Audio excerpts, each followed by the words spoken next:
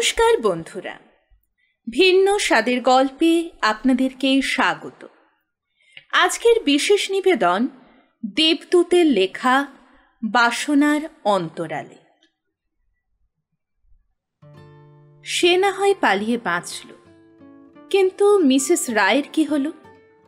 তার কথা ভাবতে গেলে শিউরে ওঠে দেবাশিস। প্রায় বেহুশ অবস্থায় তাকে বিছানায় লুটোপুটি করতে দেখে এসেছে সে। এই অঞ্চলের বহু নারকীয় ঘটনার কথা সে শুনেছে। খুন করে কলিয়ারির কোনো অতল গহ্বরে লাশ গুম করা সহজ ব্যাপার, কাকপক্ষীতেও টের পাবে না। মিস্টার রায়ের সম্বন্ধে শুধু দেবাশিস কেন, এ অঞ্চলের প্রত্যেকেরই ধারণা একই রকম। এসব ব্যাপারে তিনি মোটেই ইতস্তত করেন না। মদের গন্ধে দেবাশিসের গাটা গুলিয়ে উঠল। ধস্তাধস্তির সময় মদের গেলাসটা ছলকে তার জামার অনেকটা অংশ ভিজিয়ে দিয়েছিল। জামাটা পাল্টে নেবার মতো সময় তার হাতে ছিল না। কোনো রকম হাতের কাছে নিজের যা কিছু পেয়েছিল সুটকেসে পুরে ছুটে বেরিয়ে এসেছিল সে। পিছনে ফিরে তাকাবার মতো সাহস বা প্রবৃত্তি তার ছিল না। ছুটে মাঠটা পেরিয়ে রাস্তায় এসে কয়লা বোঝাই একটা ট্রাক থামিয়ে তাতে চড়ে বসে সে। পেছন ফিরলেই মিস্টার রায়ের জ্বলন্ত চোখ দুটো যেন তাড়া করে আসে। হান্টার হাতে দরজার সামনে দাঁড়িয়ে অমানুষিক রাগে ফুঁসছিলেন তিনি। মিসেস রায়কে এক ঝাপটায় বিছানায় ফেলে দিয়ে সরে দাঁড়িয়েছিল সে। সেই সুযোগে মিস্টার রায় তার উপর চড়াও হন। দাঁতের দাঁত চেপে গর্জন করে ওঠেন, I know how to tame a wild animal. এলোপাথারি চাবুক চালাতে থাকেন। দেবাশিসের সামনে থেকে সমস্ত হাওয়া সহসা যেন নিঃশেষ হয়ে গিয়েছিল। অসহ্য যন্ত্রণায় অস্ফুট আর্তনাদ করে ওঠে সে। গাড়ির ব্রেকে হঠাৎ চাপ পড়ে। ড্রাইভার চকিতে দেবাশিসের দিকে তাকায়। কুছ বলেগা সাব? দেবাশিস চমকে ওঠে, এদিক ওদিক তাকায়। শত চেষ্টায় গলা দিয়ে কোনো স্বর বেরোয় না। মাথা নাড়িয়ে অসম্মতি জানায় সে। প্রচণ্ড মাঠটার এক প্রান্তে দেবাশিসকে নামিয়ে দিয়ে ট্রাকটা মিলিয়ে গেল। মাঠটার বুক চিরে এগিয়ে যাওয়া পায়ে চলার পথ ধরে স্টেশনের উদ্দেশ্যে ছুটতে থাকে সে। একটু পর বিভ্রান্ত দেবাশিস থমকে দাঁড়িয়ে দেখল দূরের ট্রেনটা মানগড় স্টেশন ছেড়ে তার সমস্ত শক্তি নিংড়ে নিয়ে বিকট শব্দ করে চলে গেল। শরীরের মাংসপেশিগুলো তার আলগা হয়ে আসে। কোনো রকমে টলতে টলতে রাস্তা ছেড়ে মাঠের এক প্রান্তে এসে সুটকেসটা পাশে রেখে বসে পড়ে সে। তারপর দুই হাঁটুর মাঝে মাথাটা ঝুলিয়ে হাঁপাতে থাকে। দেবাশিস যখন মাথাটা তুলল তখন চারিদিকে ঘোর অন্ধকার। শীতের শিশির ছোঁয়া হিমহিম বাতাস বইতে শুরু করেছে। সামনে নিশ্চল পাহাড়ের মতো দাঁড়িয়ে থাকা বট গাছটায় নিড়ে ফেরা পাখিদের কলরব স্তব্ধ হয়ে এসেছে। একটা চাপা অসহিষ্ণুতা গাছটার সুদীর্ঘ শাখা প্রশাখায় বিরাজ করছে। এই মুহূর্তে শুকনো পাতার অস্পষ্ট আওয়াজ শোনা গেল। মিস্টার রায় হয়তো তার বিষয় সবিস্তারে তার বাবা রাধানাথ চট্টোপাধ্যায়কে জানাবেন। পুত্রস্নেহী অন্ধ, অভাবে পঙ্গু পিতা আঘাত সহ্য করবেন কি করে? পারবেন তো, যদি কিছু হয়। একটা পাখি চিৎকার করতে করতে বটগাছটায় এসে বসে। আকাশের দিকে চোখ মেলে তাকায় দেবাশিস। নিকষ কালো অন্ধকার ঠিক জমাট বাঁধা কালো পাষাণের মতো আটকে ওঠে সে। একসময় হঠাৎ একটা ভয় মাথা চাড়া দিয়ে ওঠে। এ জায়গায় এভাবে একলা বসে থাকা মোটেই নিরাপদ নয়। সে তড়িতে উঠে দাঁড়ায়। সুটকেসটা হাতে নিয়ে আবার হাঁটতে শুরু করে। কয়লা দেশের কালিমাখা রাত্রিও যেন প্রস্তুত হয়েছে শত্রুতা করতে। পথ চলতে চলতে পাথরে হোঁচট খেয়ে আছড়ে পড়ে দেবাশিস। বিস্ফারিত নয়নে আবার উঠে দাঁড়ায়। অন্ধকারে গা ঢাকা দেওয়ার রাস্তার দিকে নজর রেখে এগিয়ে চলে ক্লান্তি ও অবসাদে ভারী দেহটা টেনে। শঙ্করবাবু কিংবা পরিচিত কারোর সঙ্গে দেখা হওয়ার আশঙ্কায় স্টেশনে যাওয়ার সাহস পায় না দেবাশিস। ওদের সামনে পড়লে এ অবস্থায় কে করবে সে? কি জবাব দেবে তাদের? সে চুপি চুপি চলে যাবে ভোররাত্রির ট্রেন ধরে, কেউ জানতে পারবে না। এ কাহিনী সে আর কাউকে জানাবে না। দু চোখ জলে ভরে আসে তার। স্টেশনের আলোগুলোকে লক্ষ্য করে নিঃশব্দে এগিয়ে যায় দেবাশিস। লাইন পেরিয়ে প্ল্যাটফর্মের শেষ প্রান্তে শিরীষ গাছতলায় এসে হাজির হয় সে। এখানে কেউ তাকে দেখতে পাবে না। ঠান্ডা কনকনে হাওয়ায় শরীরে কাঁপুনি ধরে, দাঁতে দাঁতে ঠোকাঠুকি লাগে। গাছের গোড়ায় সুটকেসটা নামিয়ে হাত দুটো ঘষে গরম করে নেয় দেবাশিস। তারপর কোটের কলারটা উঠিয়ে নিজেকে আড়াল করে বসে পড়ে।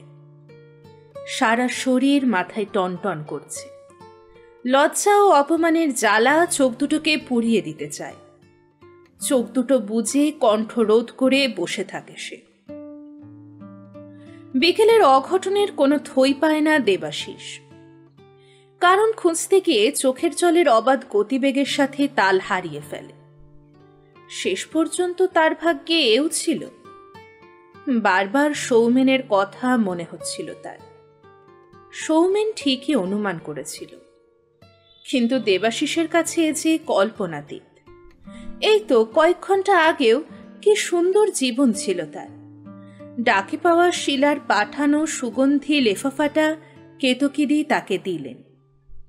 দেবাশিসকে অনেকেই চিঠি লেখে, কিন্তু বিশেষ করে শিলার চিঠি এলেই কেতকীদি কিসের যেন আভাস পান।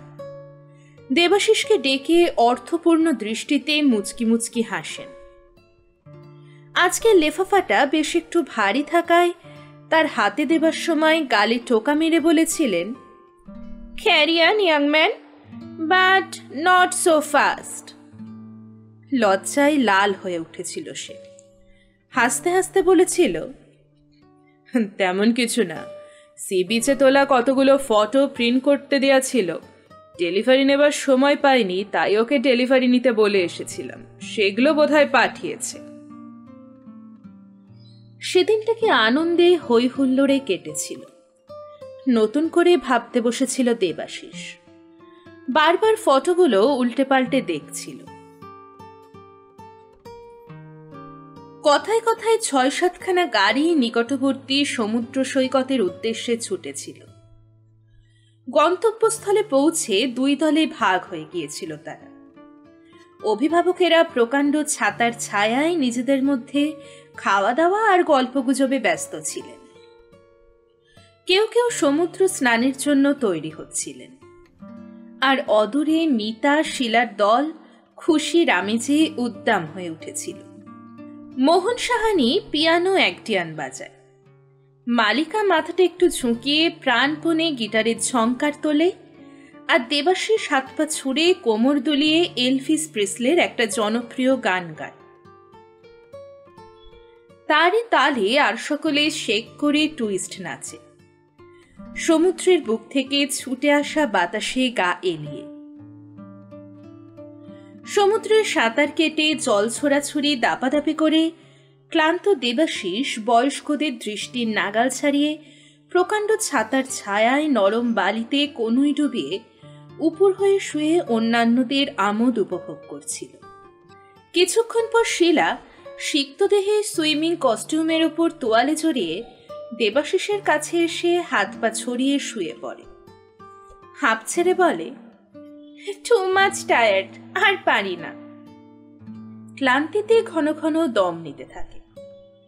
আজকাল সবকিছুতেই দেবাশিসের সঙ্গে ঝগড়া করার নেশা তাকে পেয়ে বসেছে। শিলা অনুযোগ করে, তুমি ভীষণ সেলফিশ মাইন্ডেড দেবাশিস। কখন যে উঠে এসেছো আমি টেরই পাইনি। তুমি কেমন আরাম করে জিরোচ্ছ, আর আমি ওদিকে বোকার মতো ঢেউয়ের আঘাত সামলাচ্ছি। আমায় ডাকনি কেন? সবকিছুতেই তোমাকে ডাকতে হবে নাকি? ও গড! হতাশার সুরে মুখোমুখি একই ভঙ্গিমায় ঘুরে শোয় শিলা। মাথাটা বার কয়েক নাড়িয়ে নাকি সুরে টেনে টেনে কৃত্রিম বিরক্তিতে ঝরে পড়ে। ওহো, I am fed up at your indifference. আমায় কি ভেবেছো বলো তো? দেবাশিস আলতোভাবে শিলার চোখের উপর ঝুলে পড়া ভিজে চুলটা হাতে করে সরিয়ে দেয়। শিলার নাকটা টেনে বলে, I am so sorry, I can't help you. মুখ টিপে হাসে দেবাশিস। শিলা ভেঙচি কাটে। তারপর দেবাশিস অপলকে শিলাকে চেয়ে দেখছিল। আরো কাছে থেকে বহুবার তাকে দেখেছে, কিন্তু এই পরিবেশে আজকের দেখায় তার সারা গা কাঁটা দিয়ে উঠছে। তার মুগ্ধ দৃষ্টি বারবার শিলার প্রতিটি অঙ্গ প্রত্যঙ্গ স্পর্শ করছিল। শিলা লজ্জা পায়। এক পলকে সে নিজের শরীরটা দেখে নেয়। বিস্ময় বোধ করে সে। সমুদ্র বুকে প্রচণ্ড তুফান, এক অদমনীয় আকর্ষণ। এক হাতে বুকের কাছে তোয়ালেটা চেপে ধরে, অন্য হাতে দেবাশিসের মুখটা তুলে ধরে সে। চোখ বড় করে শাসনের ভঙ্গিতে বলে, দুষ্টুমি হচ্ছে? লুক ফ্রন্ট, আমার চোখের দিকে তাকাও, অন্যখানে মোটেই তাকাবে না। দেবাশিস গম্ভীর হয়ে অন্যদিকে দৃষ্টি ফেলে। শিলাকে ভেবে কনুয়ের ভর দিয়ে একটু এগিয়ে আসে। তারপর দুহাতে দেবাশিসের গালে আলতো চাপ দিয়ে আদরের সুরে বলে, মাই নটি ডার্লিং, ডার্লিং, ডার্লিং। দেবাশিসের সবকিছু গোলমাল হয়ে যায়। অসহায় চোখ দুটো জলে ভরে ওঠে। চারিদিকের ঘোর অন্ধকার তার মনে চেপে বসে। নিজের কথা ভাবতে গিয়ে গুমড়ে মরে। সে যে এখন সম্পূর্ণ অন্য জগতের মানুষ। ঝাপসা দৃষ্টিতে আকাশের অগুন্তি তারার দিকে তাকিয়ে ভাবে শিলা, মনা, মিতা, এরা যেন এক একটি তারা। মেঘের পর্দা সরিয়ে তার দিকে তাকিয়ে মিটমিট করে হাসছে। একসময় নিজের উপর রাগ হয়। নিজের অস্তিত্ব ভুলে কি দরকার ছিল তার এদের মাঝে নিজেকে এমন করে বিলিয়ে দেওয়ার? শিলার এত কাছে এগিয়ে যাওয়া কি উচিত হয়েছে তার? যন্ত্রণায় একটা কাতর অস্পষ্ট আওয়াজ তোলে সে। অদৃষ্টের কি বিচিত্র পরিহাস! বাবা স্বপ্ন দেখেছিলেন ছেলে মাইনিং ইঞ্জিনিয়ার হবে। সেও কি কম আশা নিয়ে এসেছিল এই কয়লার দেশে? কিন্তু আজ তার একই পরিণতি। একসময় রাগে জ্বলে ওঠে সার্ভেয়ার আশু চক্রবর্তীর উপর। কে কক্ষণে যে বাবা তার মনোকষ্টের কারণ প্রতিবেশী আশু কাকাকে জানিয়েছিলেন, দেখো আশু, তোমরা থাকতে আমার ছেলে বিএসসি পাশ করে মাস্টারি আর টিউশনি করে দিন কাটাবে। তুমি তো কলিয়ারিতে ভালো কাজ করো, দাও না ছেলেটাকে একটু অ্যাপ্রেন্টিসশিপ জোগাড় করে। ভালো ছেলে, ডিস্টিংশনে পাশ করেছে, সে নিজের ব্যবস্থা ঠিক করে নিতে পারবে। আশু কাকা জানিয়েছিলেন তাদের কলিয়ারিতে প্রথমে ঘরের খেয়ে বোনের মোস্তারাতে হয় বেশ কয়েক মাস, অর্থাৎ বাড়ির খরচায় কিছুদিন কাজ শিখতে হয়। তারপর মালিকের মনোপুত হলে কিছু রাহা খরচ পাওয়া যায়। তাতে করে থাকা খাওয়া ও পড়াশোনার খরচটা কোনো রকমে চলে যায়। পারবেন দাদা কয়েক মাস ছেলের খরচা জোগাতে? রাধানাথবাবু বলেছিলেন, তুমি তো জানো আশু আমার অবস্থা। পরে কি ভেবে আশুবাবু ভরসা দিয়েছিলেন। কেয়ারটেকারের কাজ, কলিয়ারির মালিকের বাড়িতে।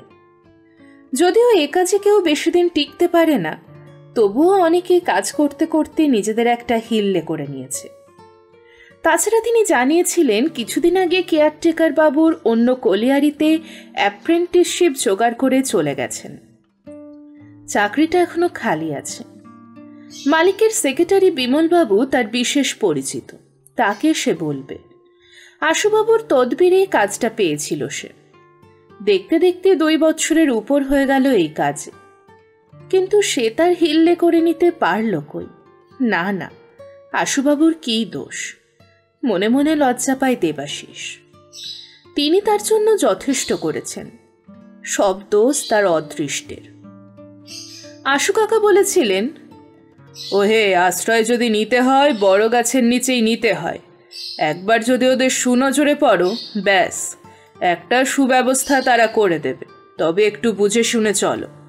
ওদের মর্জি বোঝা ভার। ওদের এক হাত তোমার ঘাড়ে, এক হাত তোমার পিঠে।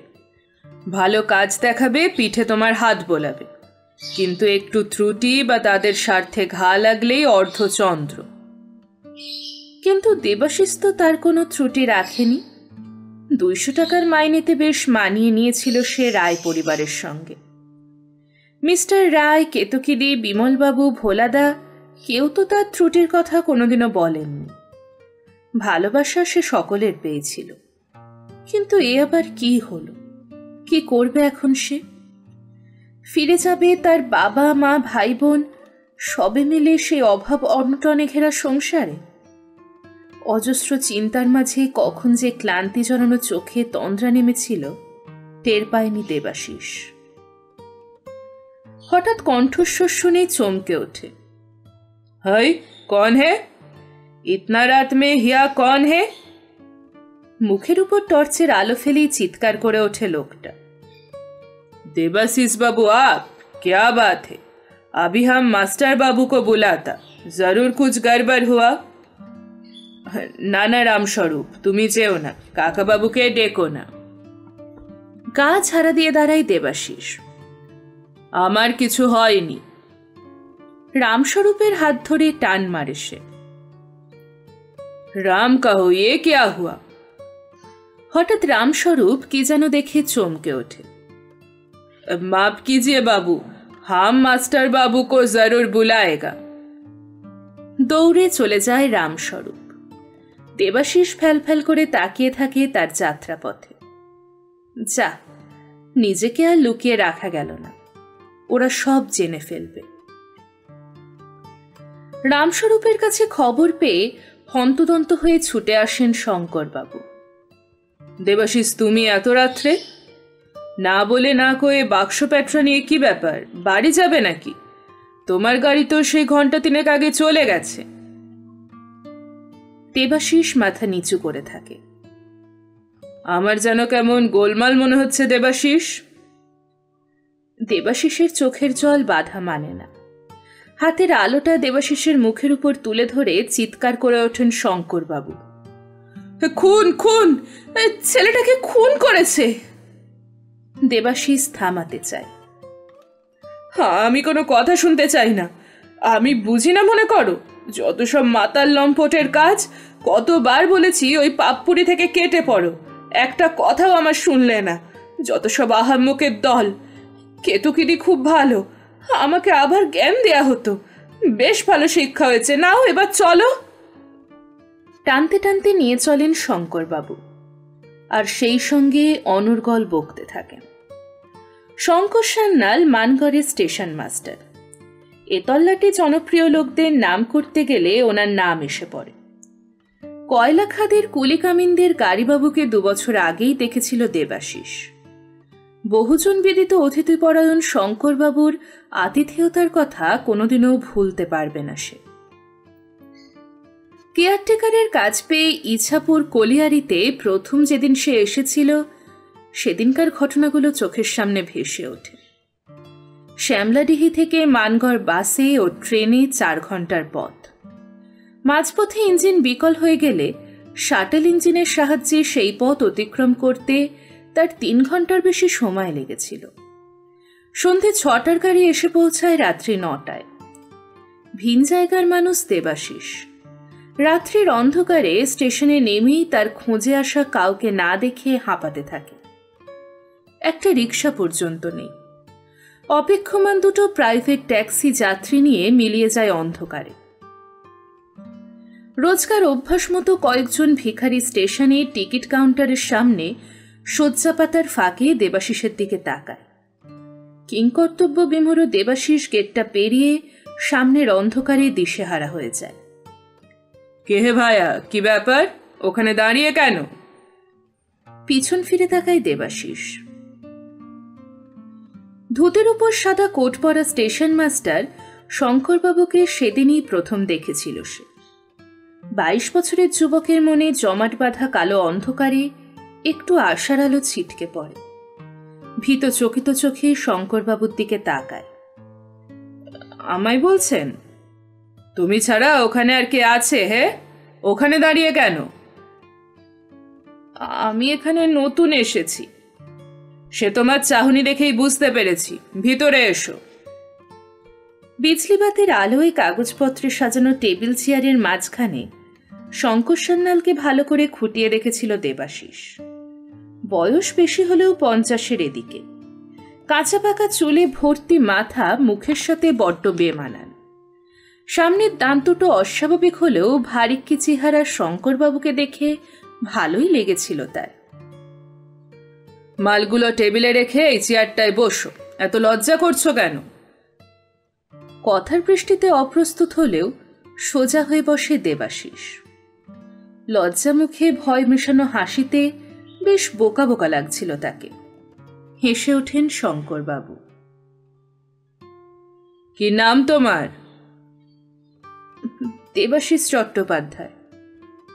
কোত্থেকে এসেছ? শ্যামলাডিহি। এখানে কোথায় যাবে? আগে মিস্টার রায়ের বাড়ি ইছাপুর কলিয়ারি, ওনার ওখানে একটা কেয়ারটেকারের কাজ পেয়েছি। কেয়ারটেকার? তুমি নিজে নিজের কেয়ার টেক করতে পারো না, আবার অন্যের কেয়ার টেক করবে? হেসে ওঠেন শঙ্করবাবু। তোমাকে তুমি বলছি বলে অফেন্স নিচ্ছ না তো? আজকালকার ছেলে তোমরা কথায় কথায় কৈফিয়ত তলব করো। না না, তাতে কি হয়েছে? আপনি নিশ্চয়ই তুমি বলবেন। তুই বললেও আমি এতটুকু দুঃখ পেতাম না। মুখ নিচু করে কথার জবাব দেয় Debashis. Just like a good boy. আচ্ছা, কোন ট্রেনে কখন এখানে আসতে হয়? কখন সুবিধা কখন অসুবিধা কিছুই তোমায় জানায়নি মিস্টার রায়? স্টেশনে লোক থাকবে বলে উনি আমায় চিঠি দিয়েছিলেন। হয়তো ট্রেন লেট দেখে লোক ফিরে গেছে। মিস্টার রায়ের বাড়ি আপনি চেনেন? বলো কি হে, চিনব না মানে? হে অঞ্চলে ওকে কে না চেনে? দোর্দণ্ড প্রতাপ মানে এক কথায় সব দিক দিয়ে দুর্দান্ত। তার মানে? ভয়ের কিছু নেই। কার্যক্ষেত্রে মানুষকে নানা রূপ পরিগ্রহ করতে হয়। অগুণ থাকা ভালো। এক অজানা আশঙ্কায় নিথর হয়ে যায় দেবাশিস। বিব্রত বোধ করেন শঙ্করবাবু। সত্যি তোমাকে দিয়ে কাজ চলবে না। তুমি একেবারে ছেলে মানুষ। আরে বাপু, লোকটার একটু পরিচয় তোমায় দিয়ে রাখলাম যাতে তাড়াতাড়ি লোকটাকে স্টাডি করতে পারো। যাজ্ঞে ওসব কথা, এখন কি করবে? আপনি কি এখন বাড়ি যাবেন? না গিয়ে কি করব? সারা রাত বসে বসে চপেটা খাতে 1.5 ইঞ্চি সাইজের মশাগুলো মারব? দেবাশিসের দিকে তাকাতেই হেসে ওঠেন শঙ্করবাবু। মৃদুকণ্ঠে বলেন, আজ আর কোনো গাড়ি নেই। সেই কাল ভোর 5টায় একটা ডাউন ট্রেন। এসব বনবাদারে অত ট্রেন পাবে কোথায়? প্যাসেঞ্জার ট্রেনের চেয়ে গুডস ট্রেনের সংখ্যা এখানে বেশি। নেহাত কলিয়ারির লোকগুলো যাতায়াত করে, নইলে স্টেশনটাই উঠে যেত। বুঝলে হে, এ এক পাণ্ডব বর্জিত জায়গা। দুটো কথা বলার লোক পাবে না। আমার প্রথম প্রথম পেট ফুলে ঢোল হয়ে যেত। চারিদিকে তাকাও, কয়লা আর কয়লা, শুধু কুলিকামিনদের দল। কেন? কলিয়ারির মালিক আছে, ম্যানেজার আছে, অফিসের লোক আছে, কথা বলার লোক নেই বলছেন? আছে হে আছে। তারা তাদের জন্য আছে, তোমার আমার জন্য না। সব আপন আপন সার্কেলে বনবন করে ঘুরছে। Nobody outside the circle. তাহলে তোমার আমার অবস্থাটা, here there is no circle for caretaker and station master. We are outside the circle. অবশ্য তার জন্য কোনো চিন্তা নেই, তুমি আমার কাছে চলে আসবে, আমরা গল্প করব। শঙ্করবাবুর সহজ সরল কথায় একটু ভরসা পায় দেবাশিস। একটা কথা বলবো? কি? আপনার ওই পিয়নটাকে যদি আমার সঙ্গে দেন, তাহলে আমি ইছাপুর কলিয়ারি খুঁজে বের করে নিতে পারবো। তোমার মাথা খারাপ নাকি হে ছোকরা? ইছাপুর কলিয়ারি এখান থেকে 7 মাইলের পথ। এই রাত 10টায় যাওয়া সম্ভব নাকি? তাহলে আমি কি করব? কি আর করবে, আমার বাড়ি চলো। রাতটুকু ওখানে কাটিয়ে সকালে কেটে পড়বে। আপনার বাড়িতে? কেন, তাতে কি হয়েছে? না মানে অহেতুক আপনাকে কষ্ট দেয়া। খুব হয়েছে, ওসব নভেলি বনিতা আমার কাছে করতে হবে না। আরে বাবা, আমার বাড়িতে লজ্জা করার কেউ নেই, আমরা দুটো প্রাণী, আমি আর মনীষা। রামস্বরূপ, বাবুর সুটকেস আর বোর্ডিংটা বাড়ি নিয়ে যা। রামস্বরূপ শঙ্করবাবুর খাস পিয়ন।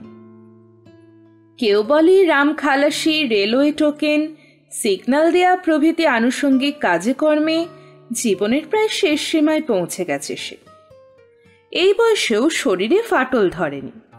শরীরটা যখন লোহার মতো কঠিন করে সিগন্যাল দেয়, তখন মাংসপেশিগুলো মাথা চারা দিয়ে উঠে বয়সের ভুল ধরতে চায়।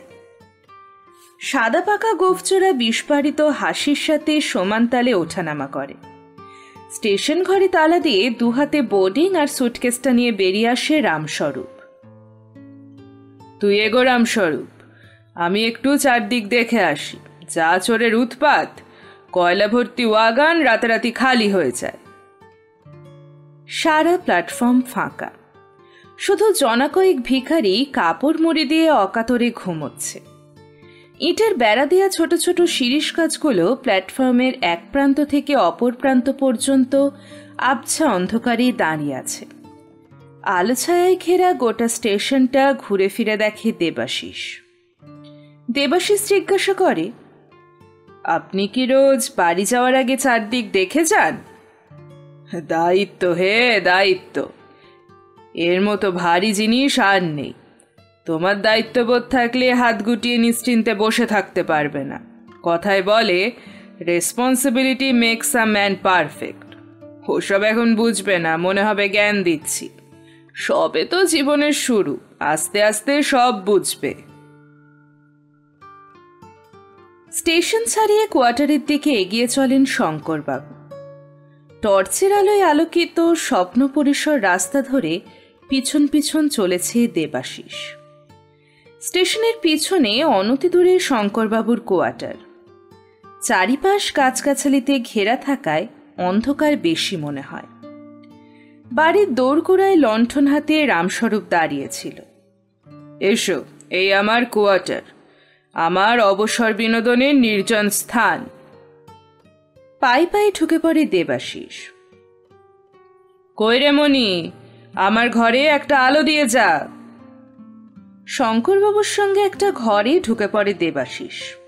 রামস্বরূপ আলোটা রেখে যায়। শঙ্করবাবু রামস্বরূপকে বলেন, আবার কি, এবার বাড়ি যা। বসো হে দেবাশিস, চেয়ারটায় বসো।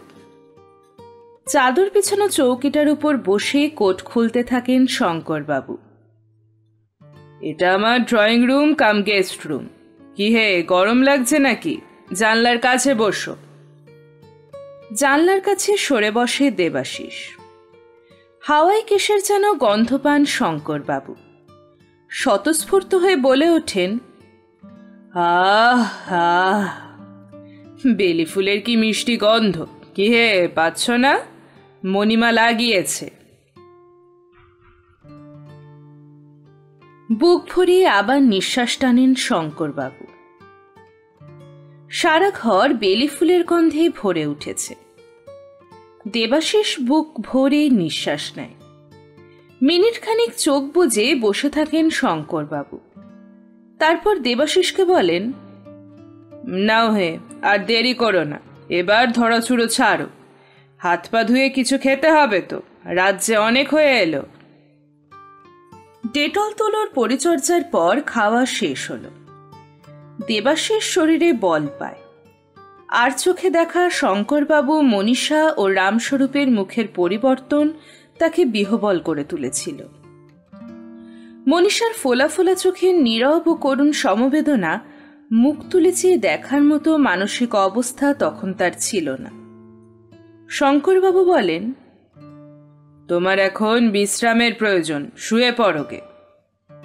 দেবাশিস নীরবে তার জন্য নির্দিষ্ট ঘরে চলে যায়। জানালা দিয়ে অন্ধকার আকাশটা দেখার জন্য বার কয়েক চোখ দুটো বিস্ফারিত করে নিরস্ত হয় দেবাশিস। সীমাহীন অন্ধকারে নিজের অস্তিত্ব হারিয়ে ফেলে অসহিষ্ণু হয়ে ওঠে সে।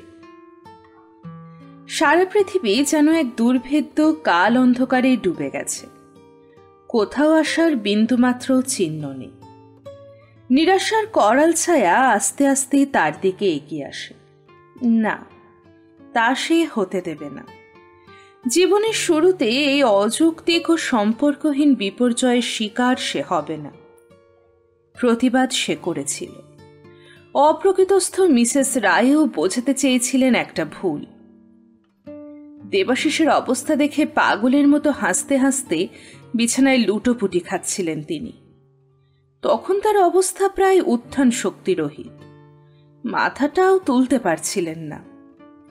তবুও আঙুল দেখিয়ে মিস্টার রায়কে বলেছিলেন, হোয়াট আ ফুল, উদর পিন্টি বুধর ঘাড়ে, I pity you important bull. Mister রায়ের মুখটা ফ্যাকাশে হয়ে ওঠে। রোমাঞ্চিত চোখে মিসেস রায়ের দিকে তাকান। দেবাশিস ছিটকে বেরিয়ে আসে। তারপর মিসেস রায়ের কি হলো? নানা আশঙ্কা ও দুশ্চিন্তার মাঝে নিজের অজান্তে আবার ফিরে যায় দেবাশিস 2 বছর আগের সেই রাত্রিতে। স্টেশন মাস্টার শঙ্করবাবুর সেই ড্রয়িং রুম কাম গেস্ট হাউসে। অনিচ্ছা সত্ত্বেও শঙ্করবাবুর অনুরোধে ঠেলতে পারেনি সে।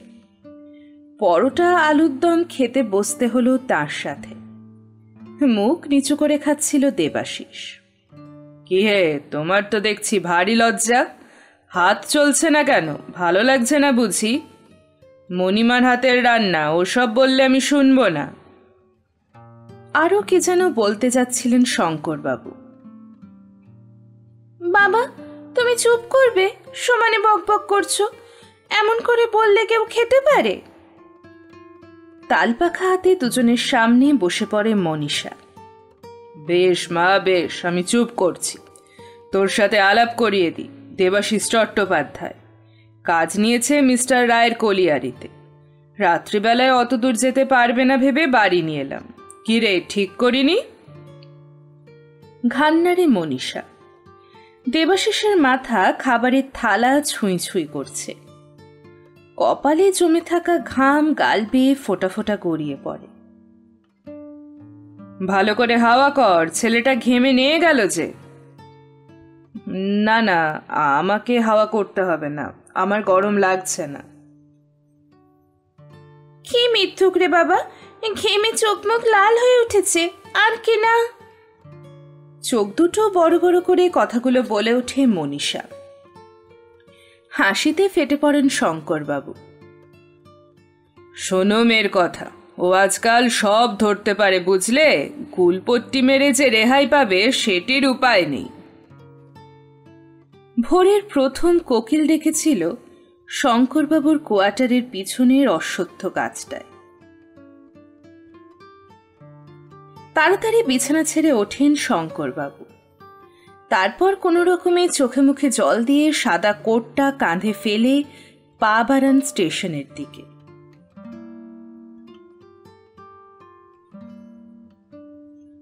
ওমা মণি, তাড়াতাড়ি উঠে পড়, ভোর হয়ে গেছে।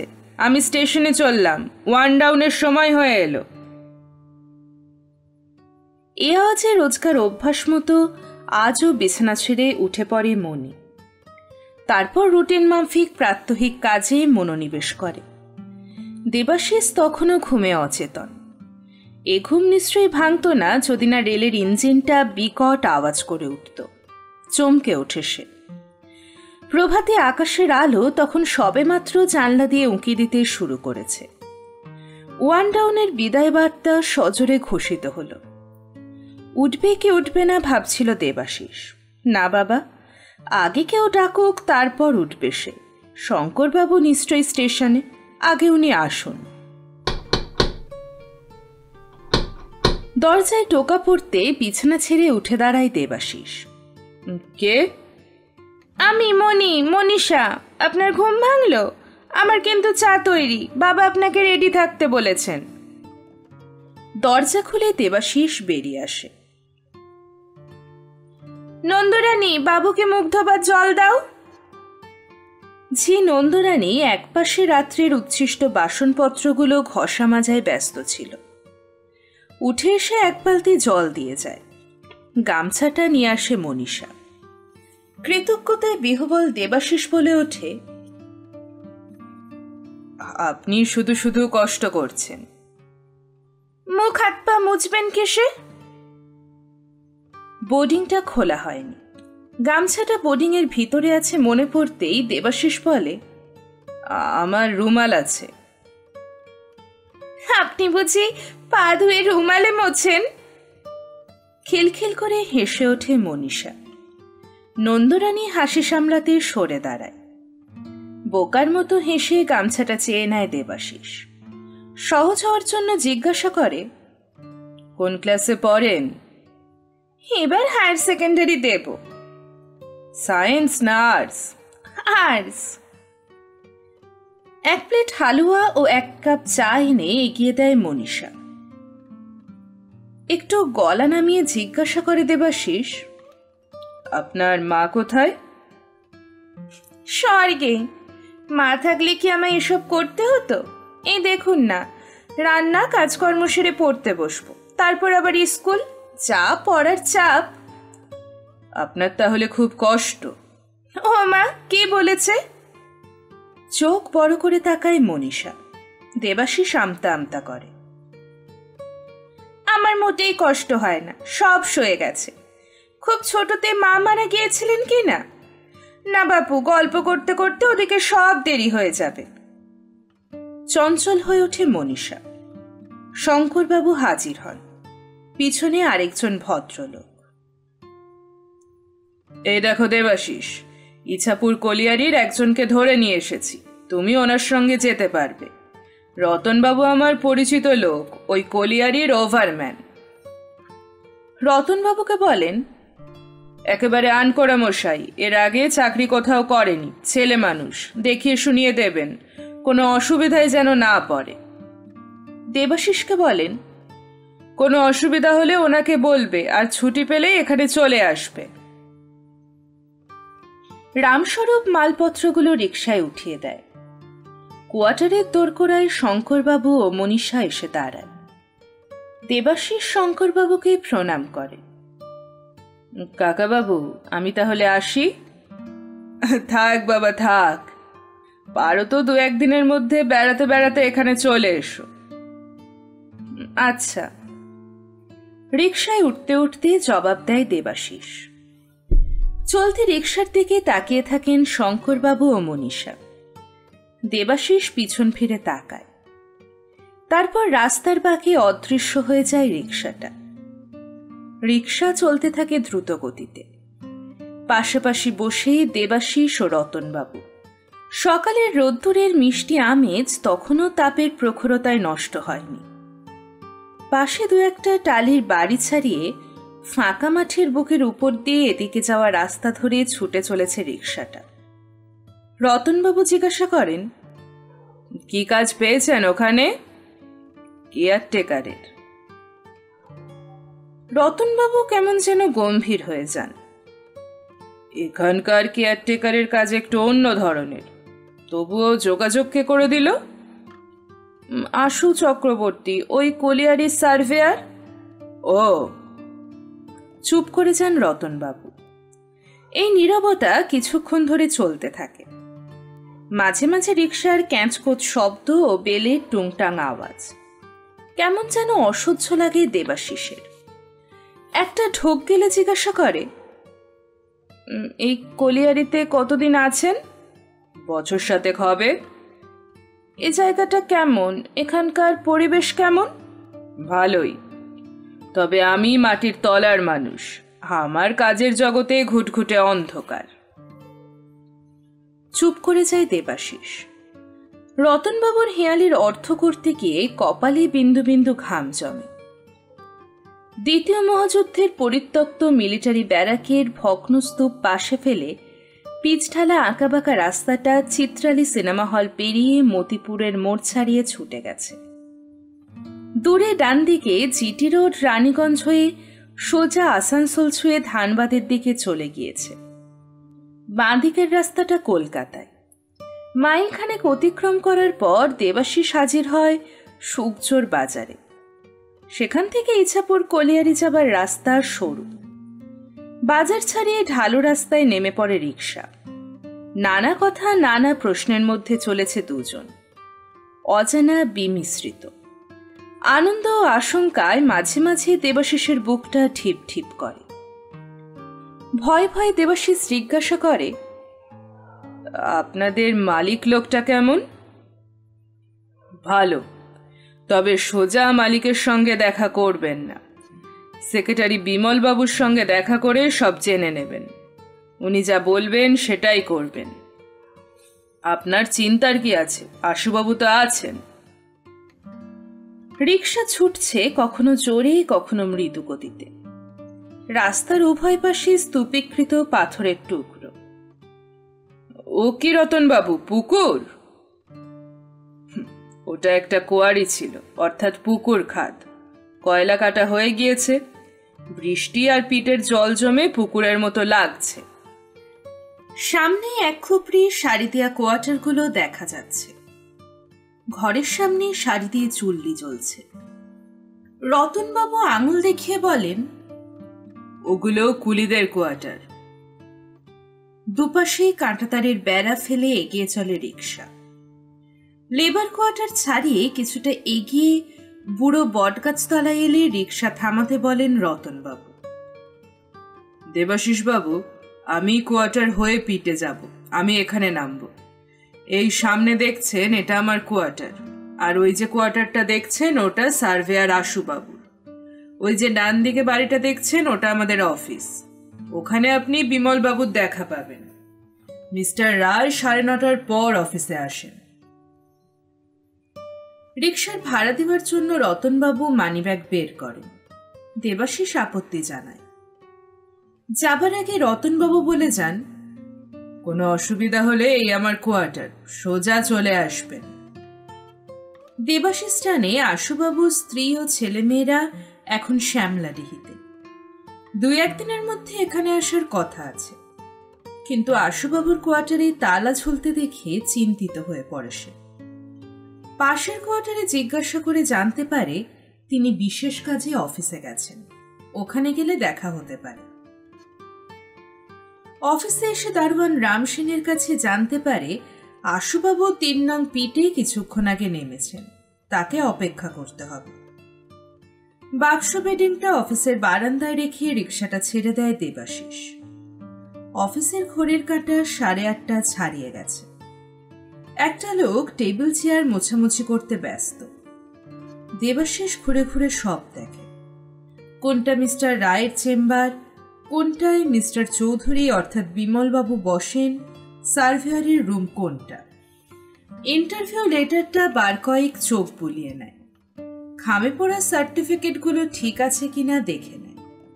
তারপর দারোয়ান রামসিংহকে জিজ্ঞাসা করে মিস্টার রায় ও বিমলবাবু এখানে আছেন কিনা। জি হ্যাঁ, 9:30 বাজে দোনো ইহা আ যায়গা। আশুবাবুকে খবর ঠিক পাঠানো হয়েছে কিনা আরেকবার জেনে নেয়। রাম সিং উত্তর দেয়, খবর তো ঠিক ভেজা, লেকিন উনি উপরে উঠে না এলে তো পাচ্ছে না। দেবাশিস চঞ্চল হয়ে ওঠে। ইন্টারভিউয়ের আগে একবার আশুবাবুর সঙ্গে দেখা হলে ভালো হতো। নতুন পরিবেশে নতুন জায়গায় নিজেকে খাপ খাইয়ে নেওয়ার জন্য প্রস্তুত হয় মনে মনে। হঠাৎ পিছন থেকে গাড়ির হর্ন শুনে লাফিয়ে ওঠে সে। একটা কালো অ্যাম্বাসেডর গাড়ি অফিসের সামনে এসে দাঁড়ায়। রাম সিং দৌড়ে আসে। 2 জন ভদ্রলোককে গাড়ি থেকে নামতে দেখে দেবাশিস। राम सिंह, ये रास्ता में किसका सामान है? एक तो बाबू आया साहब। मेरे ख्याल में जो बाबू का काल आने का बात था वही आया होगा। Mister Chowdhury, this is very bad. At least one should know what is called decency. অন্যায় করে ফেলেছে, আমি দেখছি। শুট পরিহিত ভদ্রলোক আর কোনো কথা না বলে ভিতরে ঢুকে গেলেন। বয়সের ভারের সামনে একটু ঝুঁকে পড়া পক্ক কেশ, লম্বা রোগাটে কেতাতুরস্ত মানুষটাকে দেখে দেবাশিস অনুমান করেছিল মিস্টার রায় ছাড়াই আর কেউ হতে পারে না। চশমার মোটা লেন্স ভেদ করা চাউনির গরম আঁচ মর্মে মর্মে অনুভব করে সে। ভয়ে গলাটা শুকিয়ে যায়। হয়তোবা হাতে পাওয়া চাকরিটা হাতছাড়া হয়ে গেল। রাম সিং বাক্স ও বেডিংটা তাড়াতাড়ি একপাশে সরিয়ে রেখে চাপা গলায় বলে ওঠে, এ সামান ইহা কেউ রাখা, সাহাব লোক বহুত বিগড় গয়া। কি নাম তোমার? দেবাশিস মুখ তুলে দেখে তার সামনে দ্বিতীয় ভদ্রলোকটি দাঁড়িয়ে। নমস্কার বিনিময়ের পর দেবাশিস তার নাম বলে। এখানে কি করছো? আপনারা আমাকে ইন্টারভিউয়ের জন্য ডেকেছেন।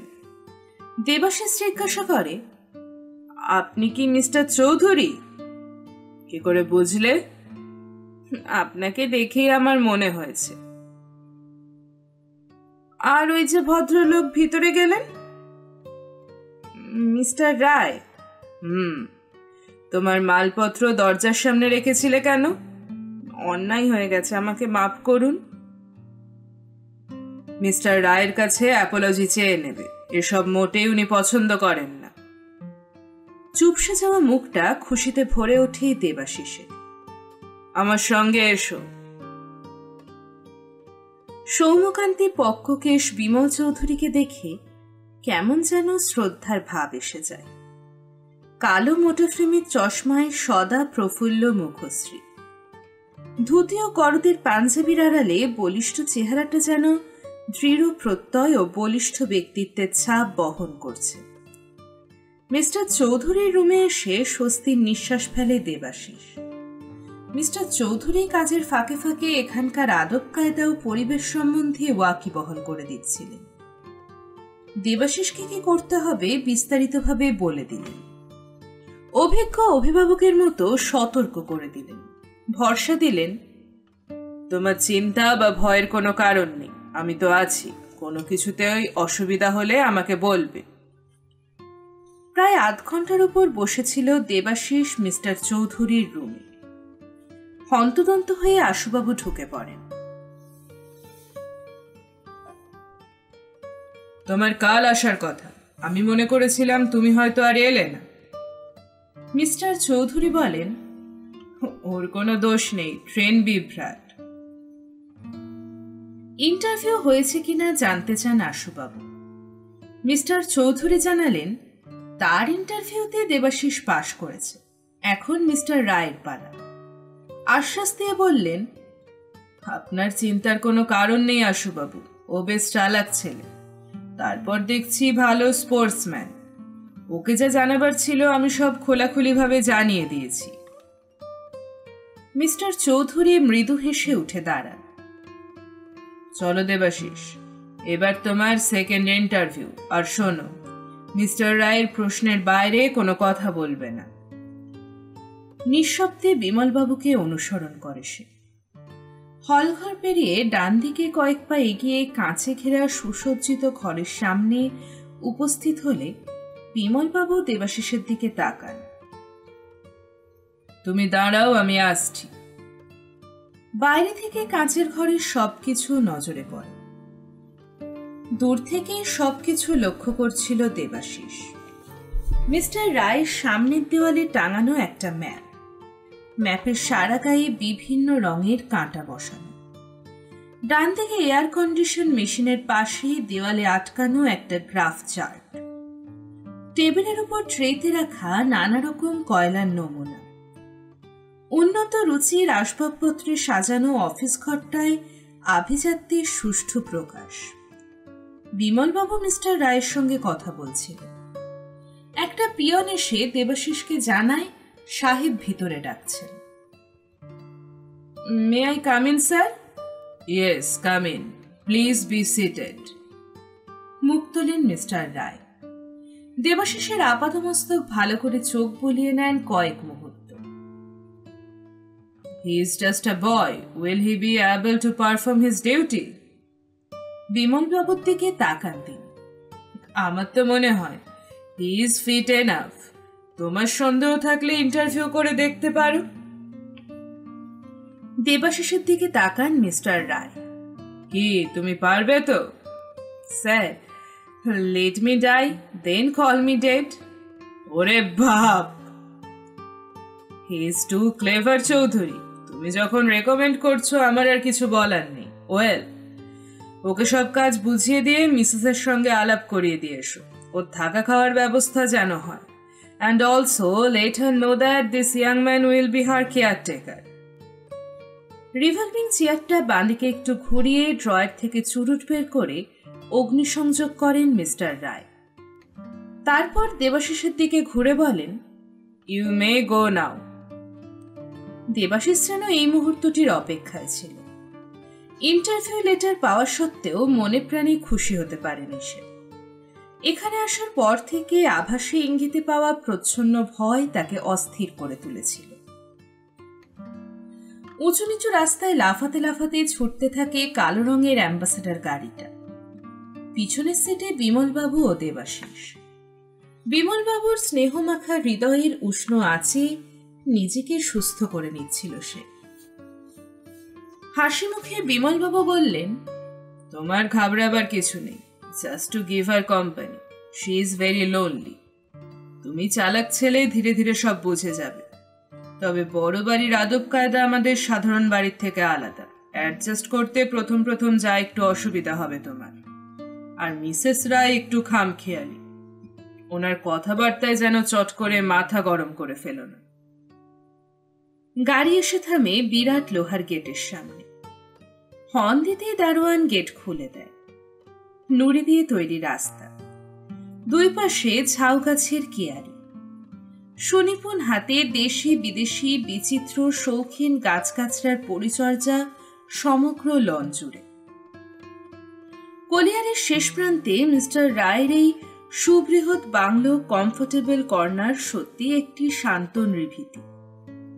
পাশে বয়ে যাওয়া শাল নদীর ঢেউগুলো পর্যন্ত গোনা যায়। গাড়ি এসে থামে বাংলোর গাড়ি বারান্দায়। গাড়ির আওয়াজ শুনে ভোলা বেরিয়ে আসে। কি ব্যাপার বিমলবাবু, তুমি সঙ্গে কে?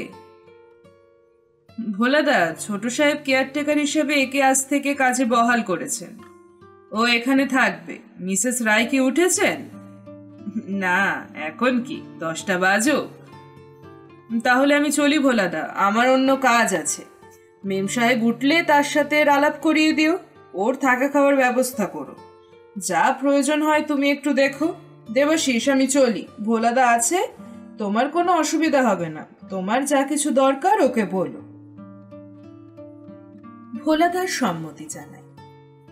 কেষ্টকে বাক্স বেডিংটা বাইরের ঘরেই রেখে আসতে নির্দেশ দেয়। বিমলবাবু চলে যান গাড়ি নিয়ে। এসো দাদাবাবু, ভিতরে এসো। ভোলার পিছন পিছন ড্রয়িং রুমে এসে বসে দেবাশিস। ভোলা বাথরুমের দরজাটা দেখিয়ে দেয়। তুমি হাত মুখ ধুয়ে এসো, আমি চা জল খাবার দিতে বলি। দেবাশিস তাকিয়ে থাকে ভোলার দিকে। আহা, আমি আসছি, তুমি ব্যস্ত হচ্ছ কেন? ঠোঁটের কোণে হাসি রেখে ভোলা চলে যায় ভিতরের দিকে। দেবাশিসের কেমন যেন আপন মনে হয় ভোলাকে। বিরাট ড্রয়িং রুম, পার্সিয়ান কার্পেটের ওপর অত্যাধুনিক ডিজাইনের সোফা সেট, দেওয়ালে মূল্যবান ফ্রেমে বাঁধা প্রতিষ্ঠিত শিল্পীদের তুলির অনবদ্য আঁচল, টেবিলে দেশি বিদেশি কাগজ ও জার্নালের ভিড়। একটা উডেন স্ক্রিন দিয়ে পার্টিশন করা ড্রয়িং রুমের অদৃশ্য অংশটা উঁকি দিয়ে দেখতে গিয়ে বুকটা ধড়াস করে ওঠে তার। তাড়াতাড়ি সোফায় গিয়ে বসে। ভোলা ফিরে আসে। দেবাশিসের সর্বাঙ্গে স্নেহদৃষ্টি বলিয়ে জিজ্ঞাসা করে, তোমার পুরো নামটা বললে না তো? দেবাশিস চট্টোপাধ্যায়। বা, সোনার চাঁদ ছেলে। তোমাকে যদি ভোলাদা বলে ডাকি তুমি কি রাগ করবে?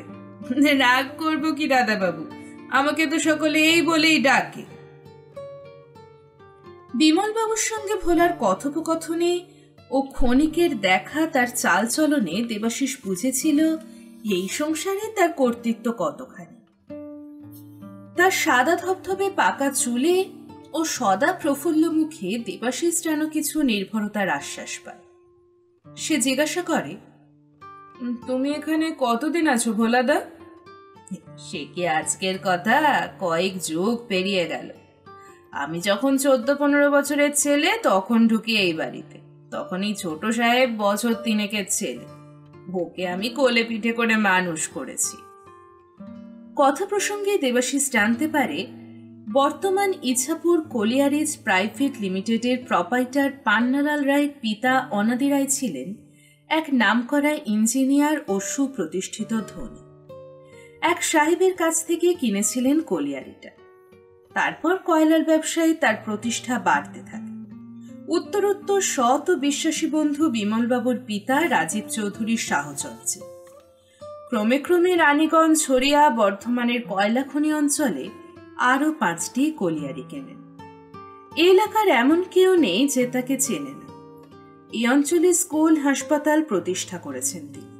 বহু জনহিতকর কাজে তার অকুণ্ঠ সাহচর্যের কথা লোকমুখে আজও ফেরে। কুলি কামিনরা বলতো দেবতা। বন্ধুত্বের বনিজ সুদৃঢ় করার জন্য রাজীববাবুকে তিনি কলিয়ারিগুলোর 2 আনা অংশের মালিকানা দিয়েছিলেন। রাজীববাবু যেমন আজীবন অনাদিবাবুর সেক্রেটারি ছিলেন, বিমলবাবু উত্তরাধিকার সূত্রে সেই পদে বহাল আছেন। দোতলা থেকে নারী কণ্ঠে ক্রমাগত চিৎকার হতে থাকে, কেষ্ট, মানিক, বিমলা। সোজা হয়ে দাঁড়ায় ভোলা। তুমি বসো দাদাবাবু, মেম সাহেব উঠেছেন। একটু এদিক ওদিক হয়ে গেলে অগ্নিকাণ্ড শুরু করবেন। এদিকে গল্প শুনতে শুনতে তোমার চা যে জুড়িয়ে জল হয়ে গেল। পাক খাওয়া সিঁড়ি বেয়ে উঠে যায় ভোলা। গলা দিয়ে কিছু যেন নামতে চায় না দেবাশিসের, কেমন যেন দুর্বল মনে হয়। ঘন ঘন সিঁড়ির দিকে তাকায় সে। বিমলবাবুর কথাগুলো মনে পড়ায় কেমন যেন ভরসা পায়। Don't be afraid. যে যাই বলুক, বাঘ ভাল্লুক তো নয়। একজন ওয়েল এডুকেটেড ভদ্র মহিলা, মেন্টালি ডিপ্রেসড। তাকে তোমায় অ্যাকম্পানি করতে হবে, ব্যাস এইটুকু চিন্তা করবে। ভালো স্পোর্টসম্যান হটবে কেন?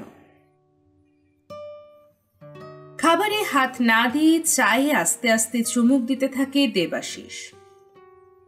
গেট আউট, বেরিয়ে যাও। কোথায় ছিলে এতক্ষণ? আমি যে ডেকে ডেকে সারা। অন্যায় হয়ে গেছে মা, আমি নিচে দেবাশিস বাবুর সঙ্গে কথা বলছিলাম। হোয়াট? সে আবার কে?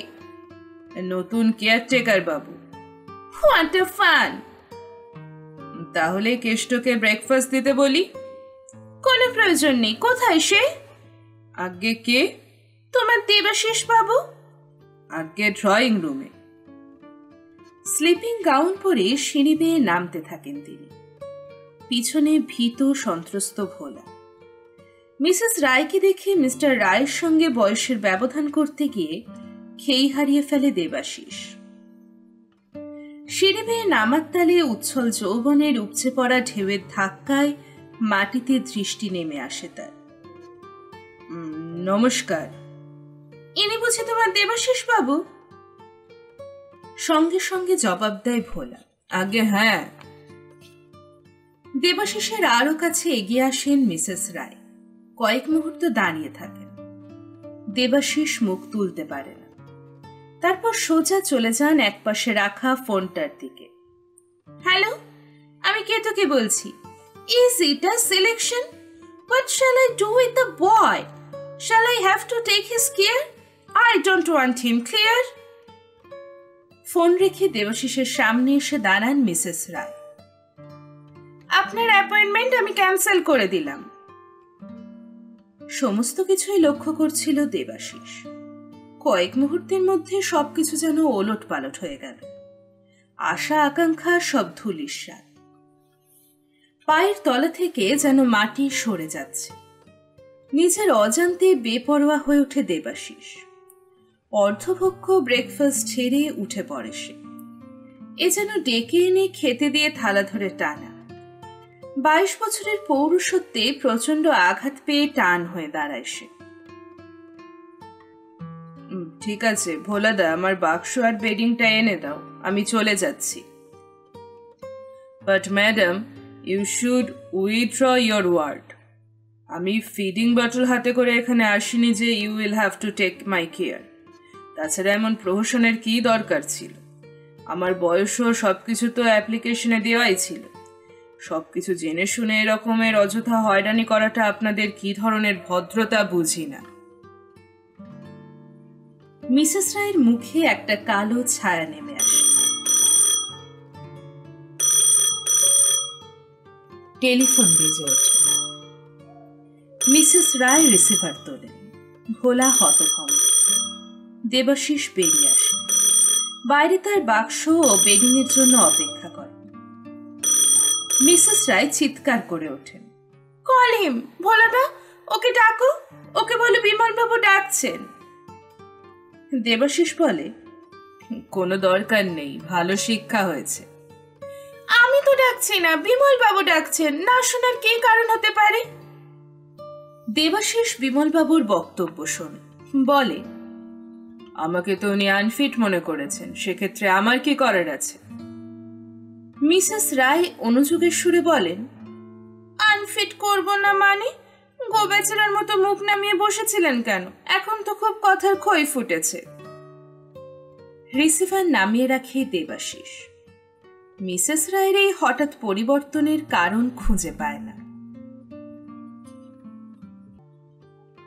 দোতলার কোণের ঘরটায় দেবাশিসের থাকার ব্যবস্থা হয়েছে।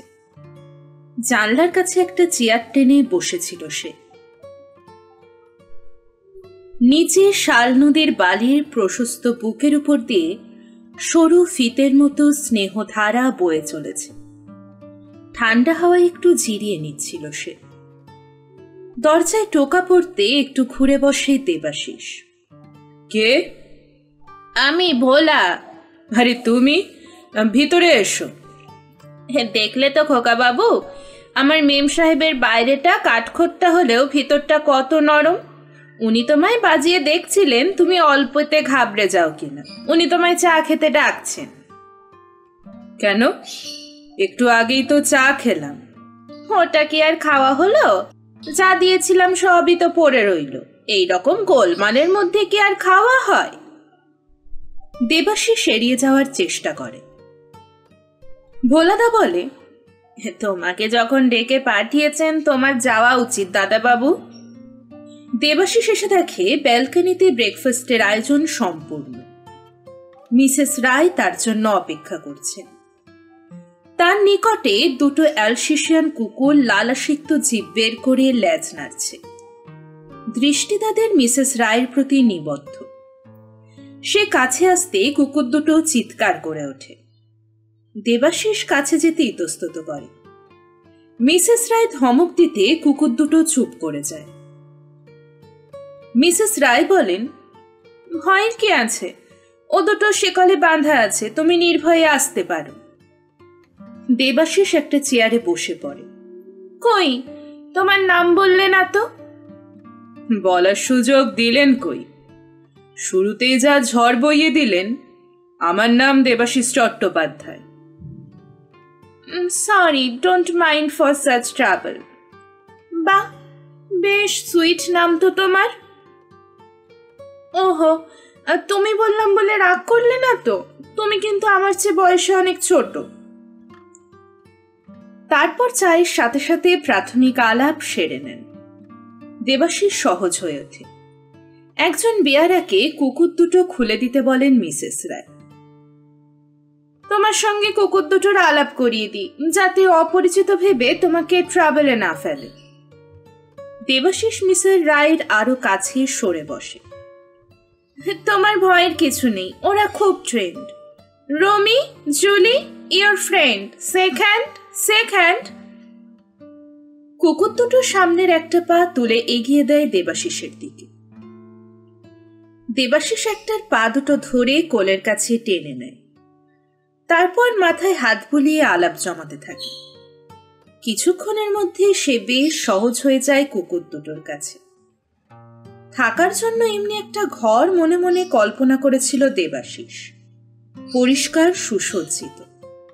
জানালা দিয়ে ঠান্ডা বাতাস শাল নদীর বুক ছুঁয়ে ঘরে ঢোকে। জিনিসপত্রগুলো সাজিয়ে রেখে বিছানায় গা এলিয়ে দেয় সে। একসময় দরজা ঠেলে ভোলা ঘরে ঢোকে। চলো, খাবার টেবিলে চলো, ছোট সাহেব এসেছেন। মেম সাহেব বলেছেন একসাথে খাবার দিতে, তুমি সাহেবের সঙ্গে ভালো করে আলাপ করে নিও। সিঁড়ি বেয়ে সোজা দোতলায় উঠে এলে দুদিকে করিডোর নজর পড়ে। বাঁদিকে মিস্টার রায় ও মিসেস রায়ের পরপর দুখানা ঘর, তার পাশে একটা ছোট লাইব্রেরি। সিঁড়ির মুখে ডান দিকে ডাইনিং হল, কাঁচের দেওয়াল দিয়ে পার্টিশন করা ভিতরের চত্বর। চোখে মুখে জল দিয়ে দেবাশিস এগিয়ে যায় ডাইনিং হলের দিকে। চাকুরি জীবনে প্রবেশ করতে হলে বহু পরীক্ষায় উত্তীর্ণ হতে হয়। বহু রকম সমস্যার কথা দেবাশিস জানত, কিন্তু এরকম সমস্যাও যে চাকুরি জীবনের শুরুতে উপস্থিত হবে কোনোদিনও ভাবেনি সে। খাবার টেবিলের সামনে এসে দাঁড়ায় দেবাশিস। শ্বেতপাথরের টেবিলে বহুবিধ খাবারের আয়োজন। সাদা পর্দায় ঢাকা ট্রেতেই কাঁটা চামচের ভিড়। সবে মিলে দেশি বিদেশি আদব কায়দার এক অপূর্ব সমন্বয়। টেবিলের একদিকে মিস্টার রায়, অপরদিকে মিসেস রায়। দুই দিকে বাকি চেয়ারগুলি খালি। স্যুট পরিহিত মিস্টার রায়ের সঙ্গে চোখাচোখি হতে দৃষ্টি নামিয়ে নেয় Debashis. Hello young man, take your seat. Mister রায়ের সম্ভাষণে দেবাশিস কেমন যেন অসুবিধায় পড়ে যায়। কোন দিকে বসবে ঠিক করতে না পেরে বোকার মতো চেয়ে থাকে মিস্টার রায়ের দিকে। Be free, get yourself relaxed. Thank you sir. বিনয় অবনত দেবাশিস বসে পড়ে মিসেস রায়ের পাশে। খাওয়া চলতে থাকে। মুখ নিচু করে খেতে থাকে দেবাশিস। কয়েক মুহূর্ত কেবল কাঁটা চামচের ঠুনঠান আওয়াজ।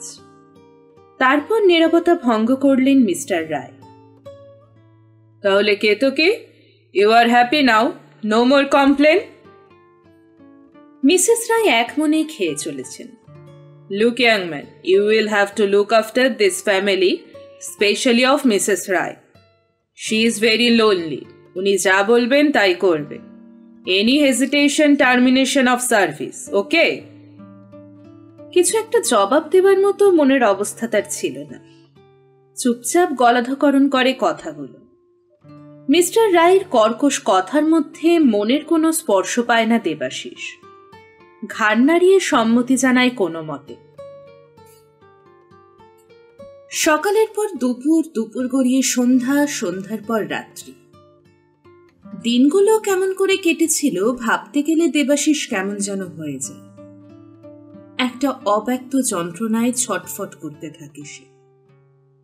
মিসেস রায় যেন তাকে নজরবন্দি করে রেখেছিলেন। সবসময় এক ডাকে হাজির হতে হতো। বাইরে যেতে চাইলে আধ ঘন্টার আড়াল তার কাছে অসহ্য মনে হতো। যাবার সময় বলে দিতেন ৮ ঘন্টার মধ্যে ফিরে আসতে। প্রাত্যহিক কাজকর্ম তার সকাল থেকে শুরু হতো সামনের উন্মুক্ত মাঠে কুকুর দুটো আর টেনিস বল নিয়ে ছোটাছুটি দিয়ে। মিসেস রায় যোগ দিতেন শরীরটাকে চাঙ্গা রাখার জন্য। মিস্টার রায় মাঝে মাঝে আসতেন। তারপর প্রভাতী বাতাসে এলোমেলো ঘুরে বেড়ান। কখনো বাগানের ফুল গাছগুলোর অপ্রয়োজনীয় পরিচর্যার চেষ্টা করেন। সূর্যের তেজ বাড়তে থাকে। ব্রেকফাস্ট, খবরের কাগজ পড়িয়ে শোনানো, রাজনীতি নিয়ে আলোচনা করা, খেলাধুলা, দেশ বিদেশের নানা আলোচনা, রেকর্ড প্লেয়ারে দেশি বিদেশি গান শোনা, মিসেস রায়ের অ্যালবাম সহযোগে সচিত্র বৈদেশিক ভ্রমণ কাহিনী শোনা। কখনো বা বাগানে মিসেস রায়ের প্রিয়তম চাঁপা গাছের ঘন ছাওয়ায় বসে শাল নদীর দিকে মুখ রেখে দেশ বিদেশের নামকরা লেখক কবিদের গ্রন্থ পাঠ করা। স্নান সেরে খাওয়া দাওয়া, তারপর ঘুম। বেলা পড়তেই মিসেস রায় চোখ লাল করে টলতে টলতে বেরিয়ে আসেন উগ্র প্রসাধনে ও বেশভূষায়। চলো দেবাশিস, বেরিয়ে আসি। গাড়ি ড্রাইভ করতে করতে বলতেন, ভয়ের কোনো কারণ নেই, I am not so drunk যে অ্যাক্সিডেন্ট করব। একদিন তিনি জিজ্ঞাসা করলেন, তুমি গাড়ি ড্রাইভ করতে জানো দেবাশিস? দেবাশিস মাথা নাড়িয়ে অসম্মতি জানায়। সো হোয়াট, তুমি আমার পার্সোনাল সেক্রেটারি, গাড়ি চালাতে জানবে না এটা একটা কথা হলো? তারপর চলল সকাল বিকেল গাড়ি চালাতে শেখাবার অক্লান্ত প্রচেষ্টা। কয়েকদিনের মধ্যে সে গাড়ি চালাতে সক্ষম হয়ে উঠল। মিসেস রায় হাসতে হাসতে বলেছিলেন, তোমাকে দিয়ে কাজ হবে। রাত্রির খাওয়া অনেকক্ষণ আগে শেষ করেছে দেবাশিস। বিকেলে চায়ের পর্ব শেষ করে মিস্টার রায় ও মিসেস রায় বড় বন্ধু মহলে ডিনার কাম ককটেল পার্টিতে যোগ দিতে আসানসোল গেছেন। আজকে ফিরবেন কিনা বলে যাননি। বিছানায় শুয়ে কত কি ভাবছিল সে। মানগড় স্টেশনে পৌঁছাবার পর থেকে ঘটে যাওয়া প্রতিটি ঘটনা দ্বিতীয়বার তার চোখের সামনে ভেসে ওঠে। নতুন করে নতুন দৃষ্টি নিয়ে নতুন কিছু উপলব্ধি বা সংগ্রহ করার আশায় ঘটনাগুলোর আদ্যপান্ত তলিয়ে দেখার চেষ্টা করে সে। স্টেশন মাস্টার শঙ্করবাবু, মনীষা, রামস্বরূপ, রতনবাবু এদের উপস্থিতিকে সে মনে মনে অভিনন্দন জানায়। এদের প্রতিটি কথা আন্তরিকতা মাখানো, মমতার পেলব স্পর্শ অনুভব করে সে। আশু কাকা, কাকিমা, বিমলবাবু, ভোলাদা এদের স্নেহ ও নির্ভরযোগ্য আশ্বাস তাকে নতুন পথে অনেক পাথেও জুগিয়েছে। আর মিস্টার রায়, বলিষ্ঠ অন্তরের সুকঠিন আবরণ ভেদ করা যেন দুঃসাধ্য কাজ। চলমান যন্ত্রের একটানা গতি, কাজের মধ্যে নিজেকে যেন নিঃশেষ করে দিতে দৃঢ় প্রতিজ্ঞ। অথচ এই লোকটার সম্বন্ধে কত কিছুই না কানাঘুষা শোনা যায়। লোকে একটু সন্দিগ্ধ ভয়ার্থ ঘৃণ্য দৃষ্টি ছুঁড়ে মারে লোকটাকে। আশু কাকার হিয়ালি ভরা কথাগুলো মনে পড়ে যায় দেবাশিসের। তুমি তো আমার ছেলের মতো সবকিছু খুলে বলা যায় না, তবে তোমার ভয়ের কোনো কারণ নেই। লোকটার অনেক পরিবর্তন হয়েছে, এখন কেবল টাকা আর টাকা। গত জীবনের অপব্যয়ের চতুর্গুণ উসুলের নেশায় লোকটাকে পেয়ে বসেছে। আর তাছাড়া তুমি তো এখানে বেশি দিন থাকতে আসোনি। বিমল বাবুকে দিয়ে একটা ব্যবস্থা করিয়ে নেবে শীঘ্রই। কাকিমা সেদিন কথায় কথায় বলেছিলেন, তোমাকে নিয়ে আমাদের কত দুশ্চিন্তা, কিছু অঘটন না ঘটার আগে ঠাকুরের কৃপায় যেন একটা ব্যবস্থা হয়ে যায়। মনে মনে হাসত দেবাশিস। মিস্টার রায় ও মিসেস রায়ের সম্পর্কে এদের অহেতুক ভয়ের কোনো কারণ খুঁজে পেত না। যদিও এদের আচার ব্যবহারের সঙ্গে সাধারণের অনেক পার্থক্য আছে, তবু আতঙ্কিত হওয়ার মতো কিছু খুঁজে পেত না সে। মিসেস রায়ের সম্বন্ধে প্রথমে সে যে ধারণা নিয়ে এসেছিল, সেটা যে কি পরিমাণ ভুল পরিমাপ করতে গিয়ে লজ্জা পায়। ভদ্রমহিলা সত্যিই বড় একাকিনী।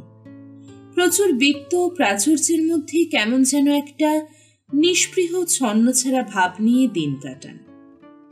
দ্বিতীয় পক্ষে সুন্দরী শিক্ষিতা তরুণী স্ত্রী পক্ককে স্বামীর সাহচর্য কতটুকুই বা পায়। সমবেদনায় দেবাশিসের মনটা ভারাক্রান্ত হয়ে ওঠে। এক এক সময় মনে হয় মিস্টার রায় যেন মিসেস রায়কে এড়িয়ে চলেন। কেমন যেন একটা দুর্বলতা প্রকট হয়ে ওঠে তার ব্যবহারে। মিসেস রায়ের স্বাদ আহ্লাদ সুখ স্বাচ্ছন্দ্যের জন্য তিনি মুক্ত হস্ত। তিনি যেন একটা অবাধ স্বাধীনতা দিয়ে বসেছেন মিসেস রায়কে।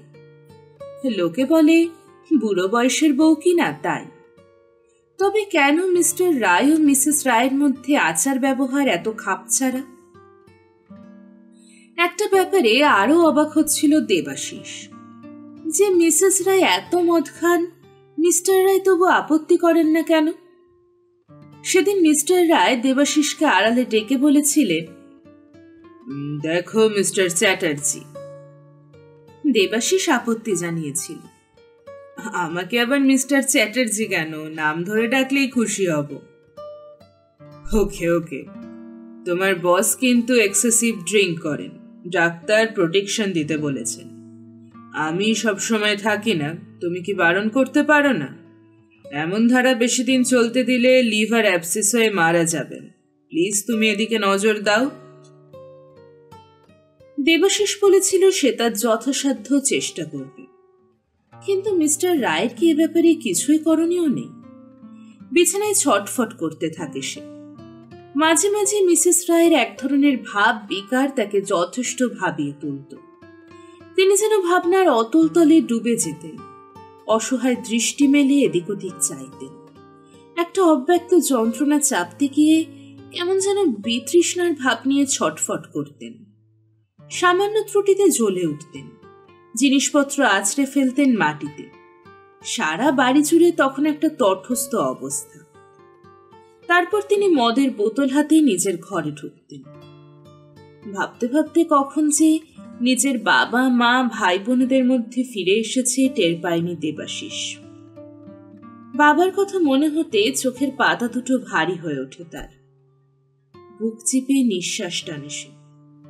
কত কষ্টের মাঝে লেখাপড়া শিখিয়েছেন তাকে। তার অক্লান্ত প্রচেষ্টা ও পরিশ্রমের সার্থক রূপ দিতে পেরেছে বলে তৃপ্তিতে মনটা ভরে ওঠে।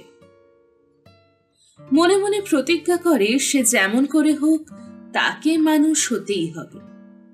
শক্ত হাতে অভাবে পঙ্গু সংসারের হাল তাকে ধরতেই হবে। ফেলে আসা আশা, নিরাশা, সুখ দুঃখের দ্বন্দ্বে ভরা অগুন্তি দিনগুলো ভিড় করে আসে। এই তো সেদিনের কথা। রাধানাথ চট্টোপাধ্যায়, দেবাশিসের পিতা, তখন সবেমাত্র প্রভিডেন্ট ফান্ড থেকে লোন নিয়ে বড়মের বিয়ে দিয়েছেন। আত্মীয় উপেক্ষিত দেনার দায়ে বিপর্যস্ত রাধানাথ বাবুর তখন সহায় সম্বলহীন অবস্থা। প্রপিতামহের আশীর্বাদ স্বরূপ অধিকার সূত্রে পাওয়া কয়েক বিঘা জমি আর সামান্য মাইনের ক্যালেক্টরেটের কেরানিগিরির উপর নির্ভর করে 5 ছেলেমেয়ের সংসারে দুবেলা দুমুঠো অন্নের সঙ্গে কিছু ব্যঞ্জনের সংস্থান করতে তার উদয়স্থ পরিশ্রম। জ্যেষ্ঠ পুত্র দেবাশিস তখন বিএসসি টেস্ট পরীক্ষার ফলাফল জানতে উদগ্রীব। নোটিশ বোর্ডে নিজের নাম দেখতে না পেয়ে বিভ্রান্ত হৃদয় দেবাশিস চট্টোপাধ্যায়কে কলেজের অফিস সুপারিনটেন্ডেন্ট কালীচরণবাবু জানিয়ে দেন যে তার 6 মাসের মাহিনা বাকি পড়ায় রেজাল্ট আউট করা সম্ভব হয়নি। অগত্যা কলেজের অধ্যক্ষের কাছে হাজির হয় সে। ছাত্রবৎসল অধ্যক্ষ মহাশয় কৃতি ছাত্রীর পাশের খবর দিলেন বটে, কিন্তু আইন অনুযায়ী ফাইনাল পরীক্ষার জন্য ফর্ম ফিল আপ করার অনুমতি দিতে অক্ষমতা জ্ঞাপন করলেন। বাকি মাহিনা ফাইনাল পরীক্ষার ফিস সবে মিলে 150 টাকার উপর। ভাবতে গিয়ে চোখে অন্ধকার দেখে সে। ছাত্র পড়িয়ে যে 25 টাকা আসত তাও গত 2 মাস বন্ধ রয়েছে।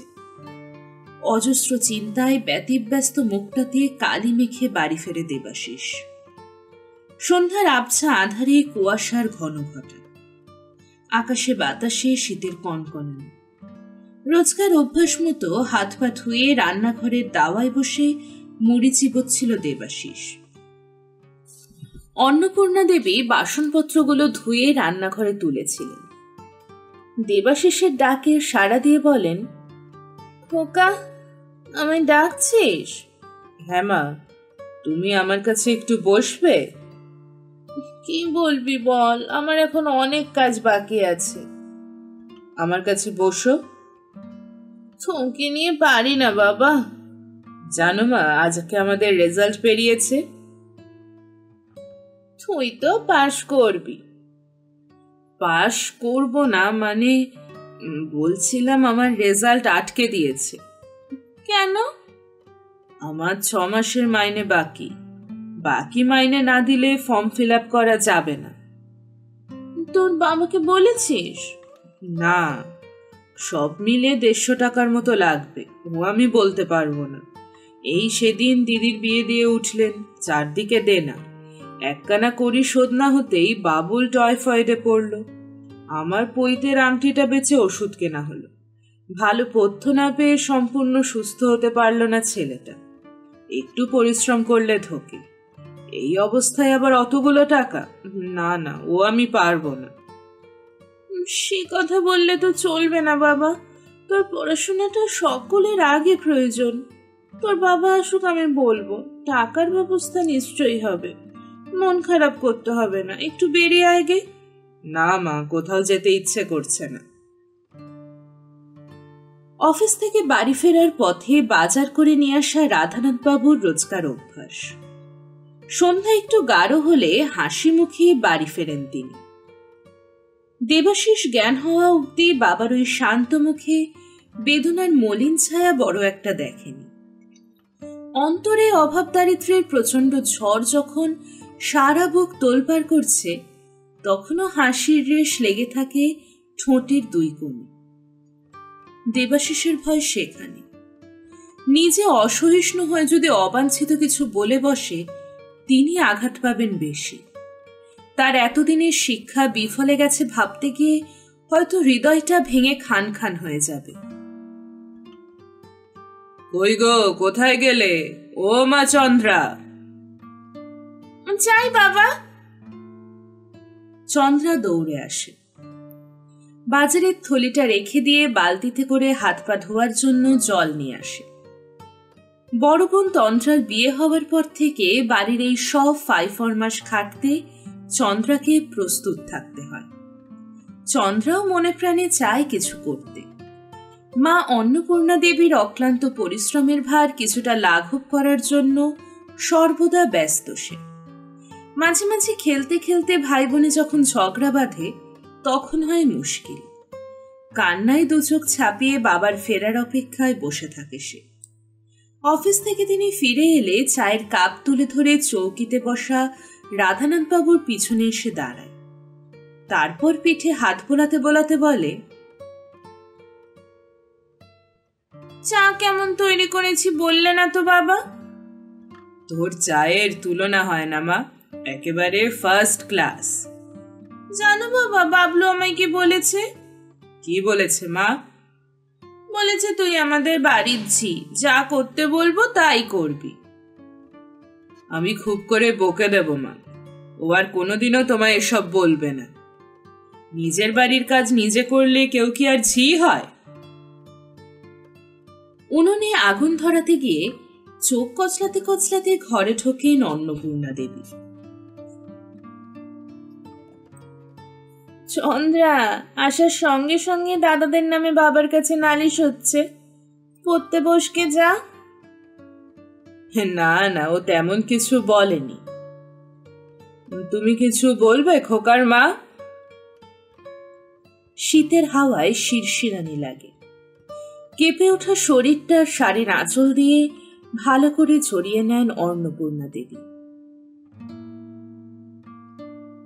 আমার চাদরটা গায়ে দাও খোকার মা, বেশ ঠান্ডা পড়েছে। আমার লাগবে না, কাজ করলে শীত লাগে না। খোকার টেস্টের রেজাল্ট বেরিয়েছে, ও ভালোভাবে পাশ করেছে।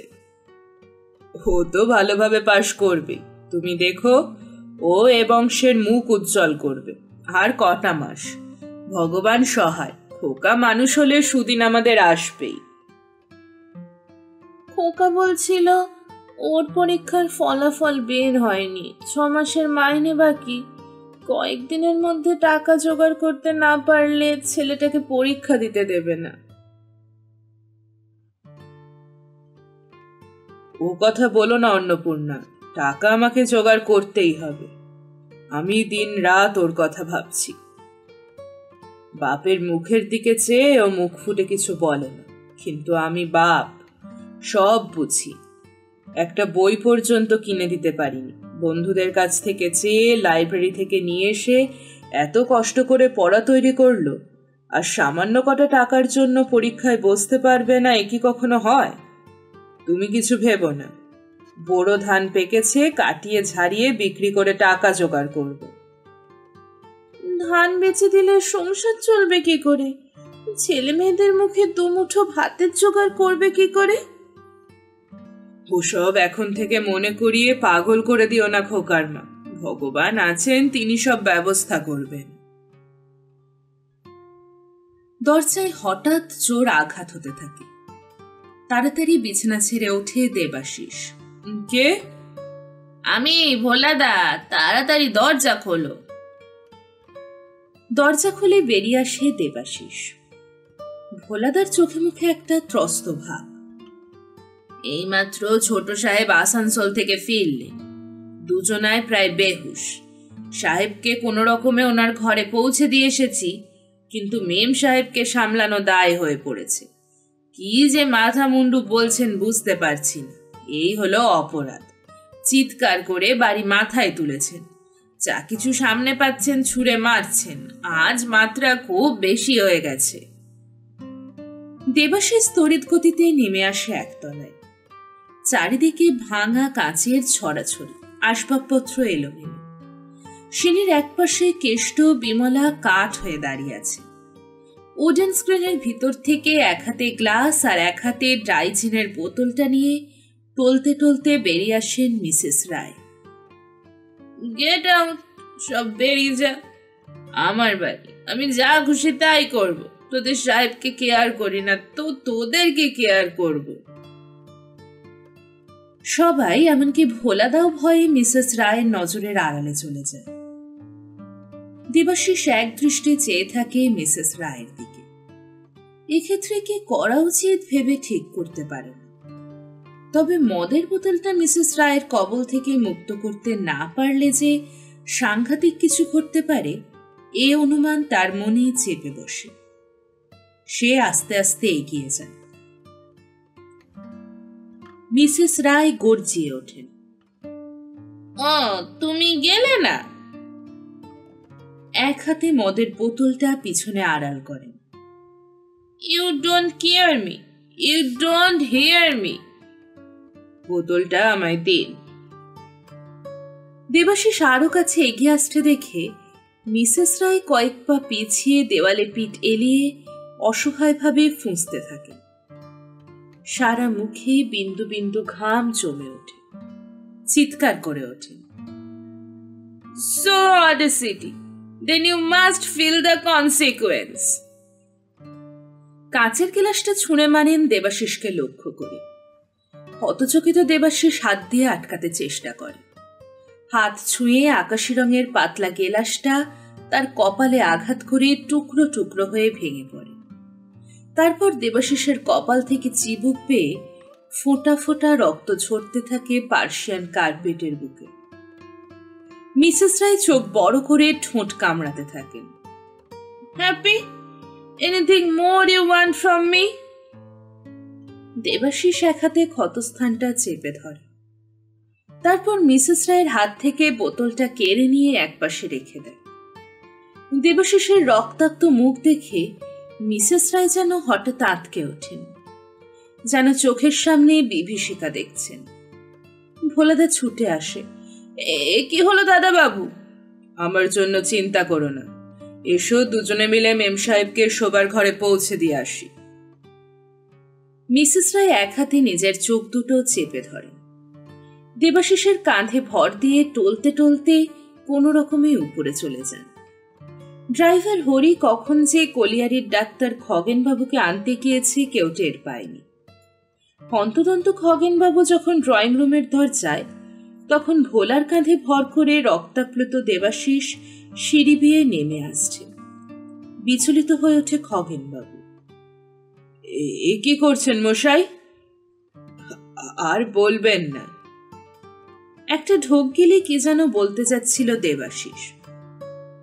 মুখের কথা কেড়ে নিয়ে মিনতি জানায় ভোলা, ডাক্তার বাবু আপনি তাড়াতাড়ি ওর একটা ব্যবস্থা করুন। পাশের ঘরে একটা টেবিলে শুয়ে কপালের ক্ষত অংশটা স্টিচ করে দেন ডাক্তার খগেন চৌধুরী।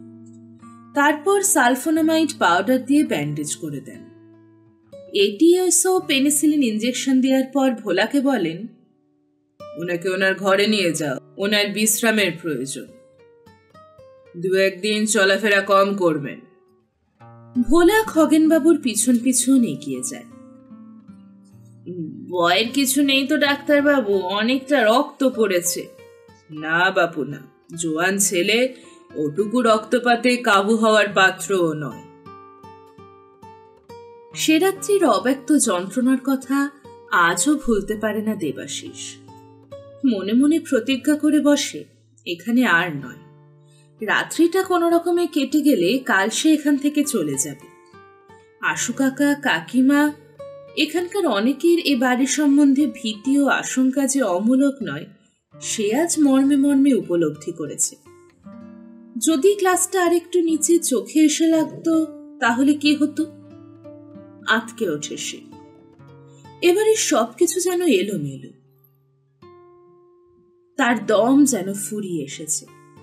দেবাশিসের মনে হয় একটা অমার্জিত বিশৃঙ্খলার তাণ্ডব নৃত্য যেন দুর্বার গতিতে এবারই সবকিছু ধ্বংসের দিকে ঠেলে নিয়ে যাচ্ছে।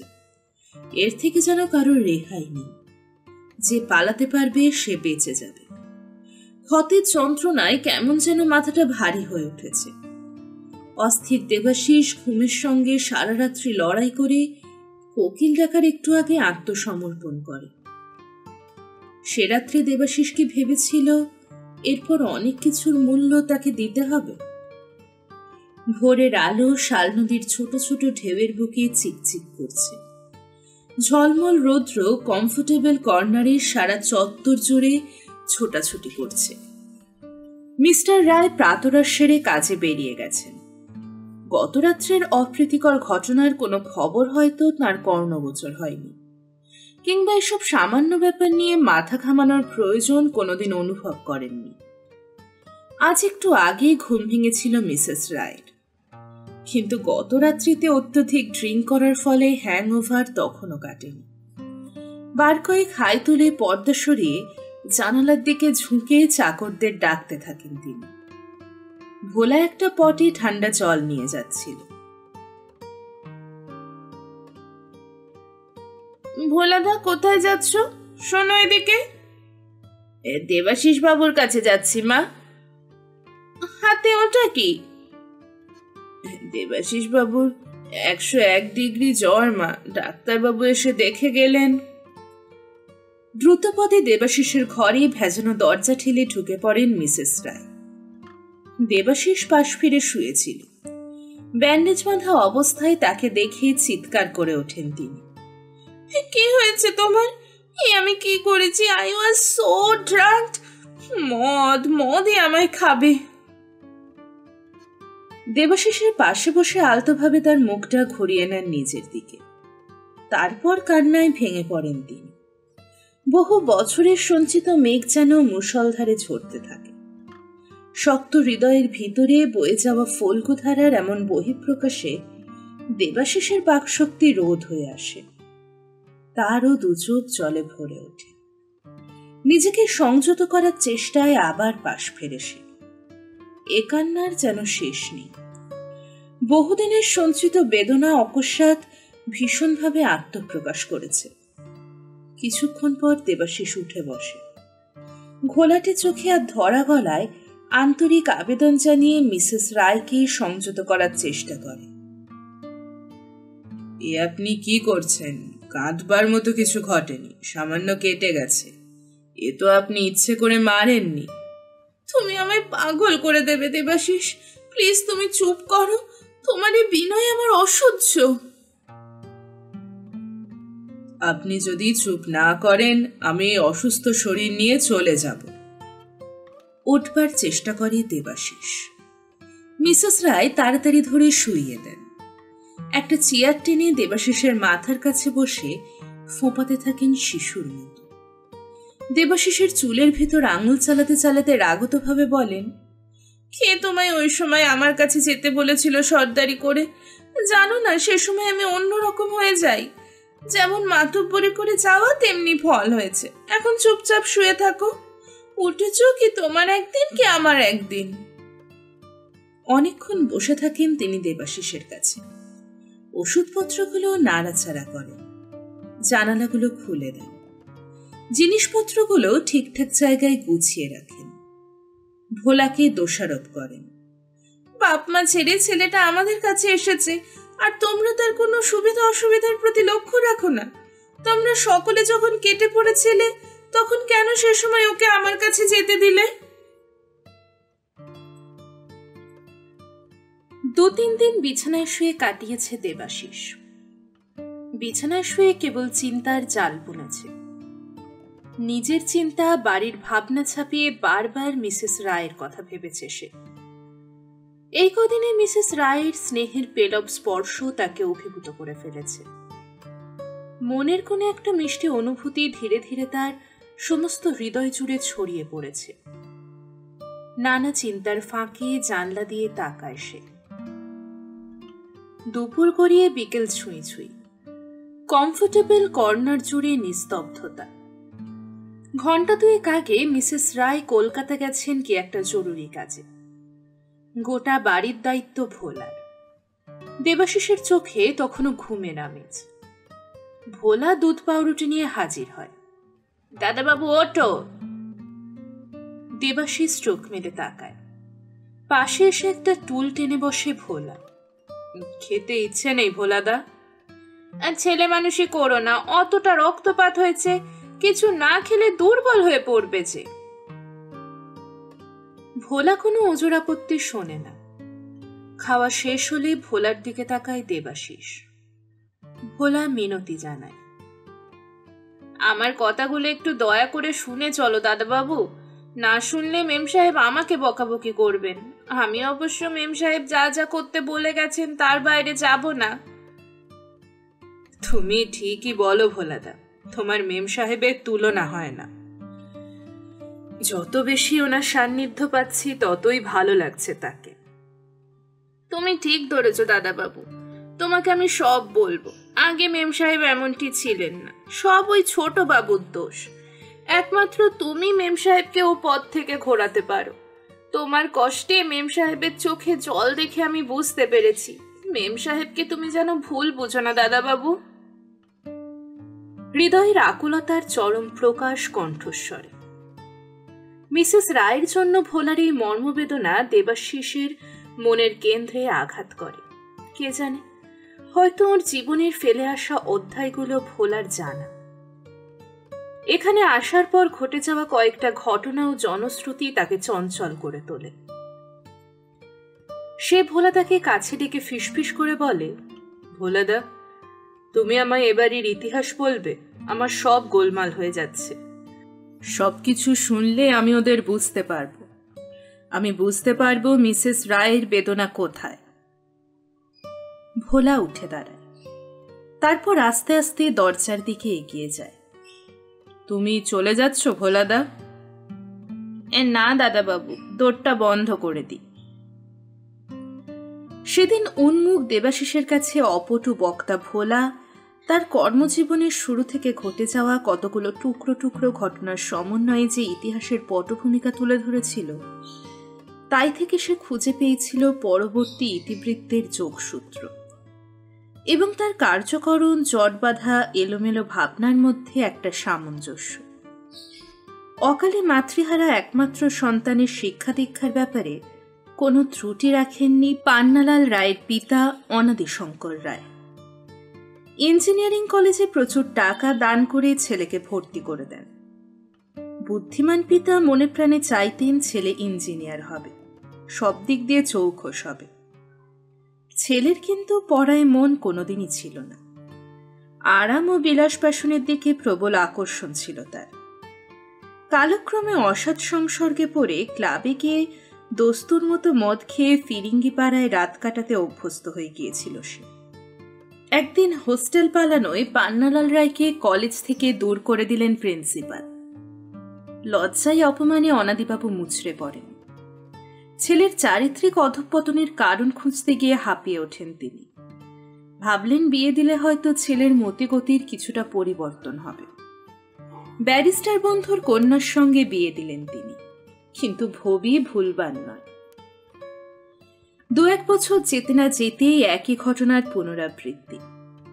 অনাদিশঙ্করের আপ্রাণ প্রচেষ্টা ও সরমার বিরুদ্ধে পুত্রের দুর্জয় অভিমান সমান তালে চলেছিল। এক এক সময় তিনি ভাবতেন ছেলেকে ত্যায্য পুত্র করবেন। দেখতে দেখতে মানসিক অশান্তিতে ক্ষতবিক্ষত হয়ে একদিন নিষ্পাপ সুকুমারমতী পরম আদরে পুত্রবধূ সরমার চোখের জলের মধ্যে হৃদরোগে আক্রান্ত হয়ে এহলোকের মায়া কাটালেন তিনি। গোটা কলিয়ারের লোক হাউমাউ করে কেঁদেছিল সেদিন। তারপর পান্নাবাবু হাতে স্বর্গ পেলেন। নরকের পথে বাধা দেবার জন্য আর কেউ রইল না। চোখ দুটো ছলছল করে ওঠে ভোলাদার। জানো দাদাবাবু, একদিন লজ্জার মাথা খেয়ে বৌরানী আমায় জিজ্ঞাসা করেছিলেন, ভোলাদা, বাজারের মেয়েরা কি আমার চেয়ে দেখতে ভালো? ছি ছি, তাই কি কখনো হয় রানীমা? তোমার সঙ্গে তাদের তুলনা দেবীতে আর ডাকিনিতে। বৌরানী সাজলে স্বর্গের অপ্সরেরাও পাশে দাঁড়াতে পারত না। ওই সোনার বরণ রূপে যন্ত্রণা আর অত্যাচারী কয়লা দেশের চাপ চাপ কালি জমেছিল। একদিন সন্ধেবেলায় ছোটবাবুকে কিছুতেই বেরোতে দেবেন না বৌরানী। 2 পা জড়িয়ে কান্নাকাটি করছেন। ঝি চাকর লজ্জায় আড়ালে মুখ ঢাকছে। মদেচুর ছোটবাবু নতুন চিড়িয়ার স্বাদ নিতে আসানসোল যাবেন। টানাটানি করতে করতে 1 তলা পর্যন্ত নেমে আসেন বৌরানী। পুরুষ মানুষের সঙ্গে পারবেন কেন? ছোটবাবুর মেজাজ তখন সপ্তমে।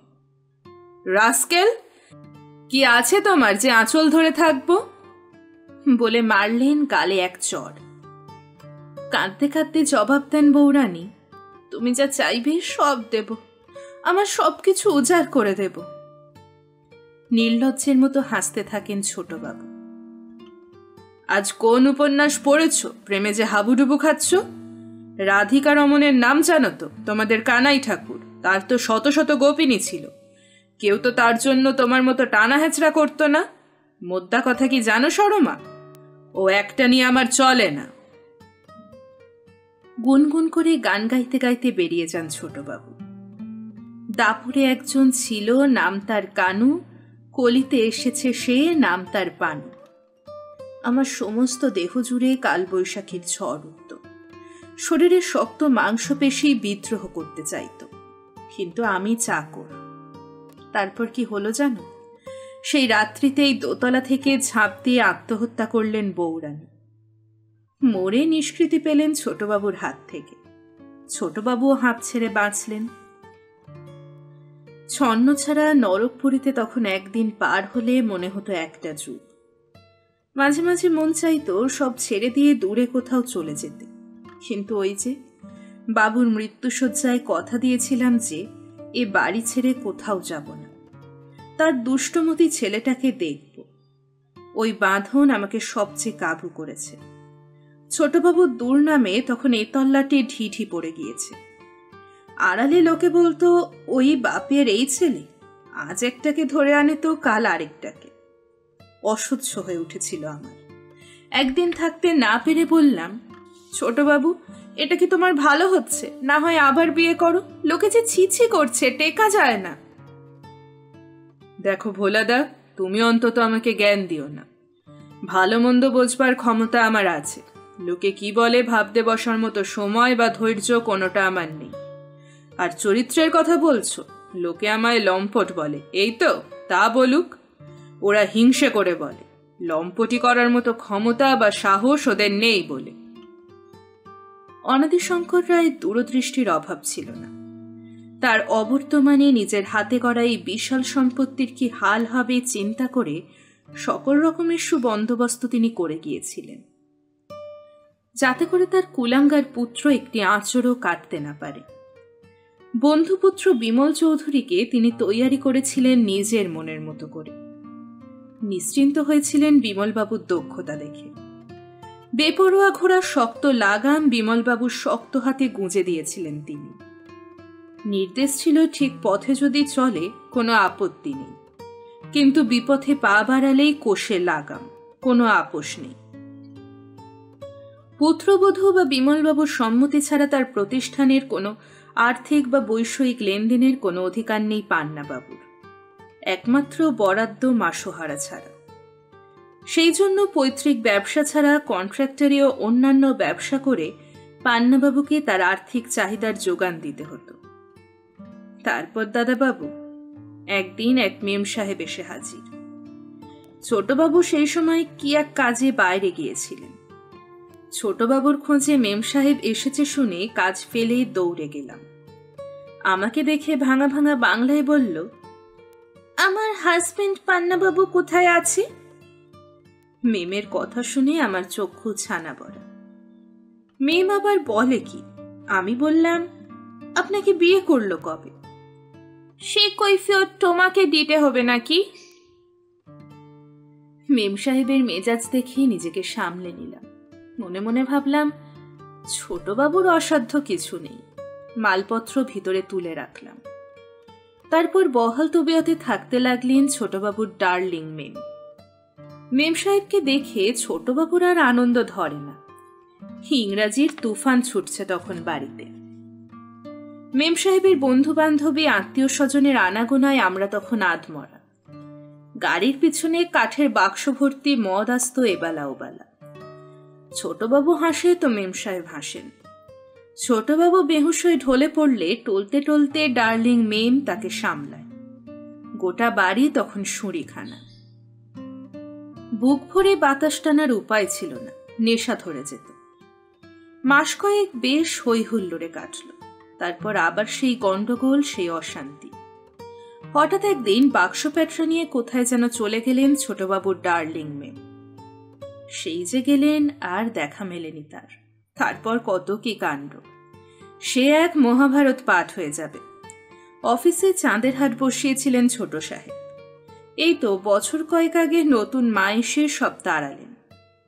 ছোটবাবু কিন্তু নতুন মার কাছে জব্দ, খুব শিক্ষিত উনি। ওনাকে বিয়ে করার পর বাড়িতে আবার লক্ষ্মীশ্রী ফিরেছিল। কিন্তু এই বছরখানেক তিনি যেন কেমন হয়ে উঠেছেন।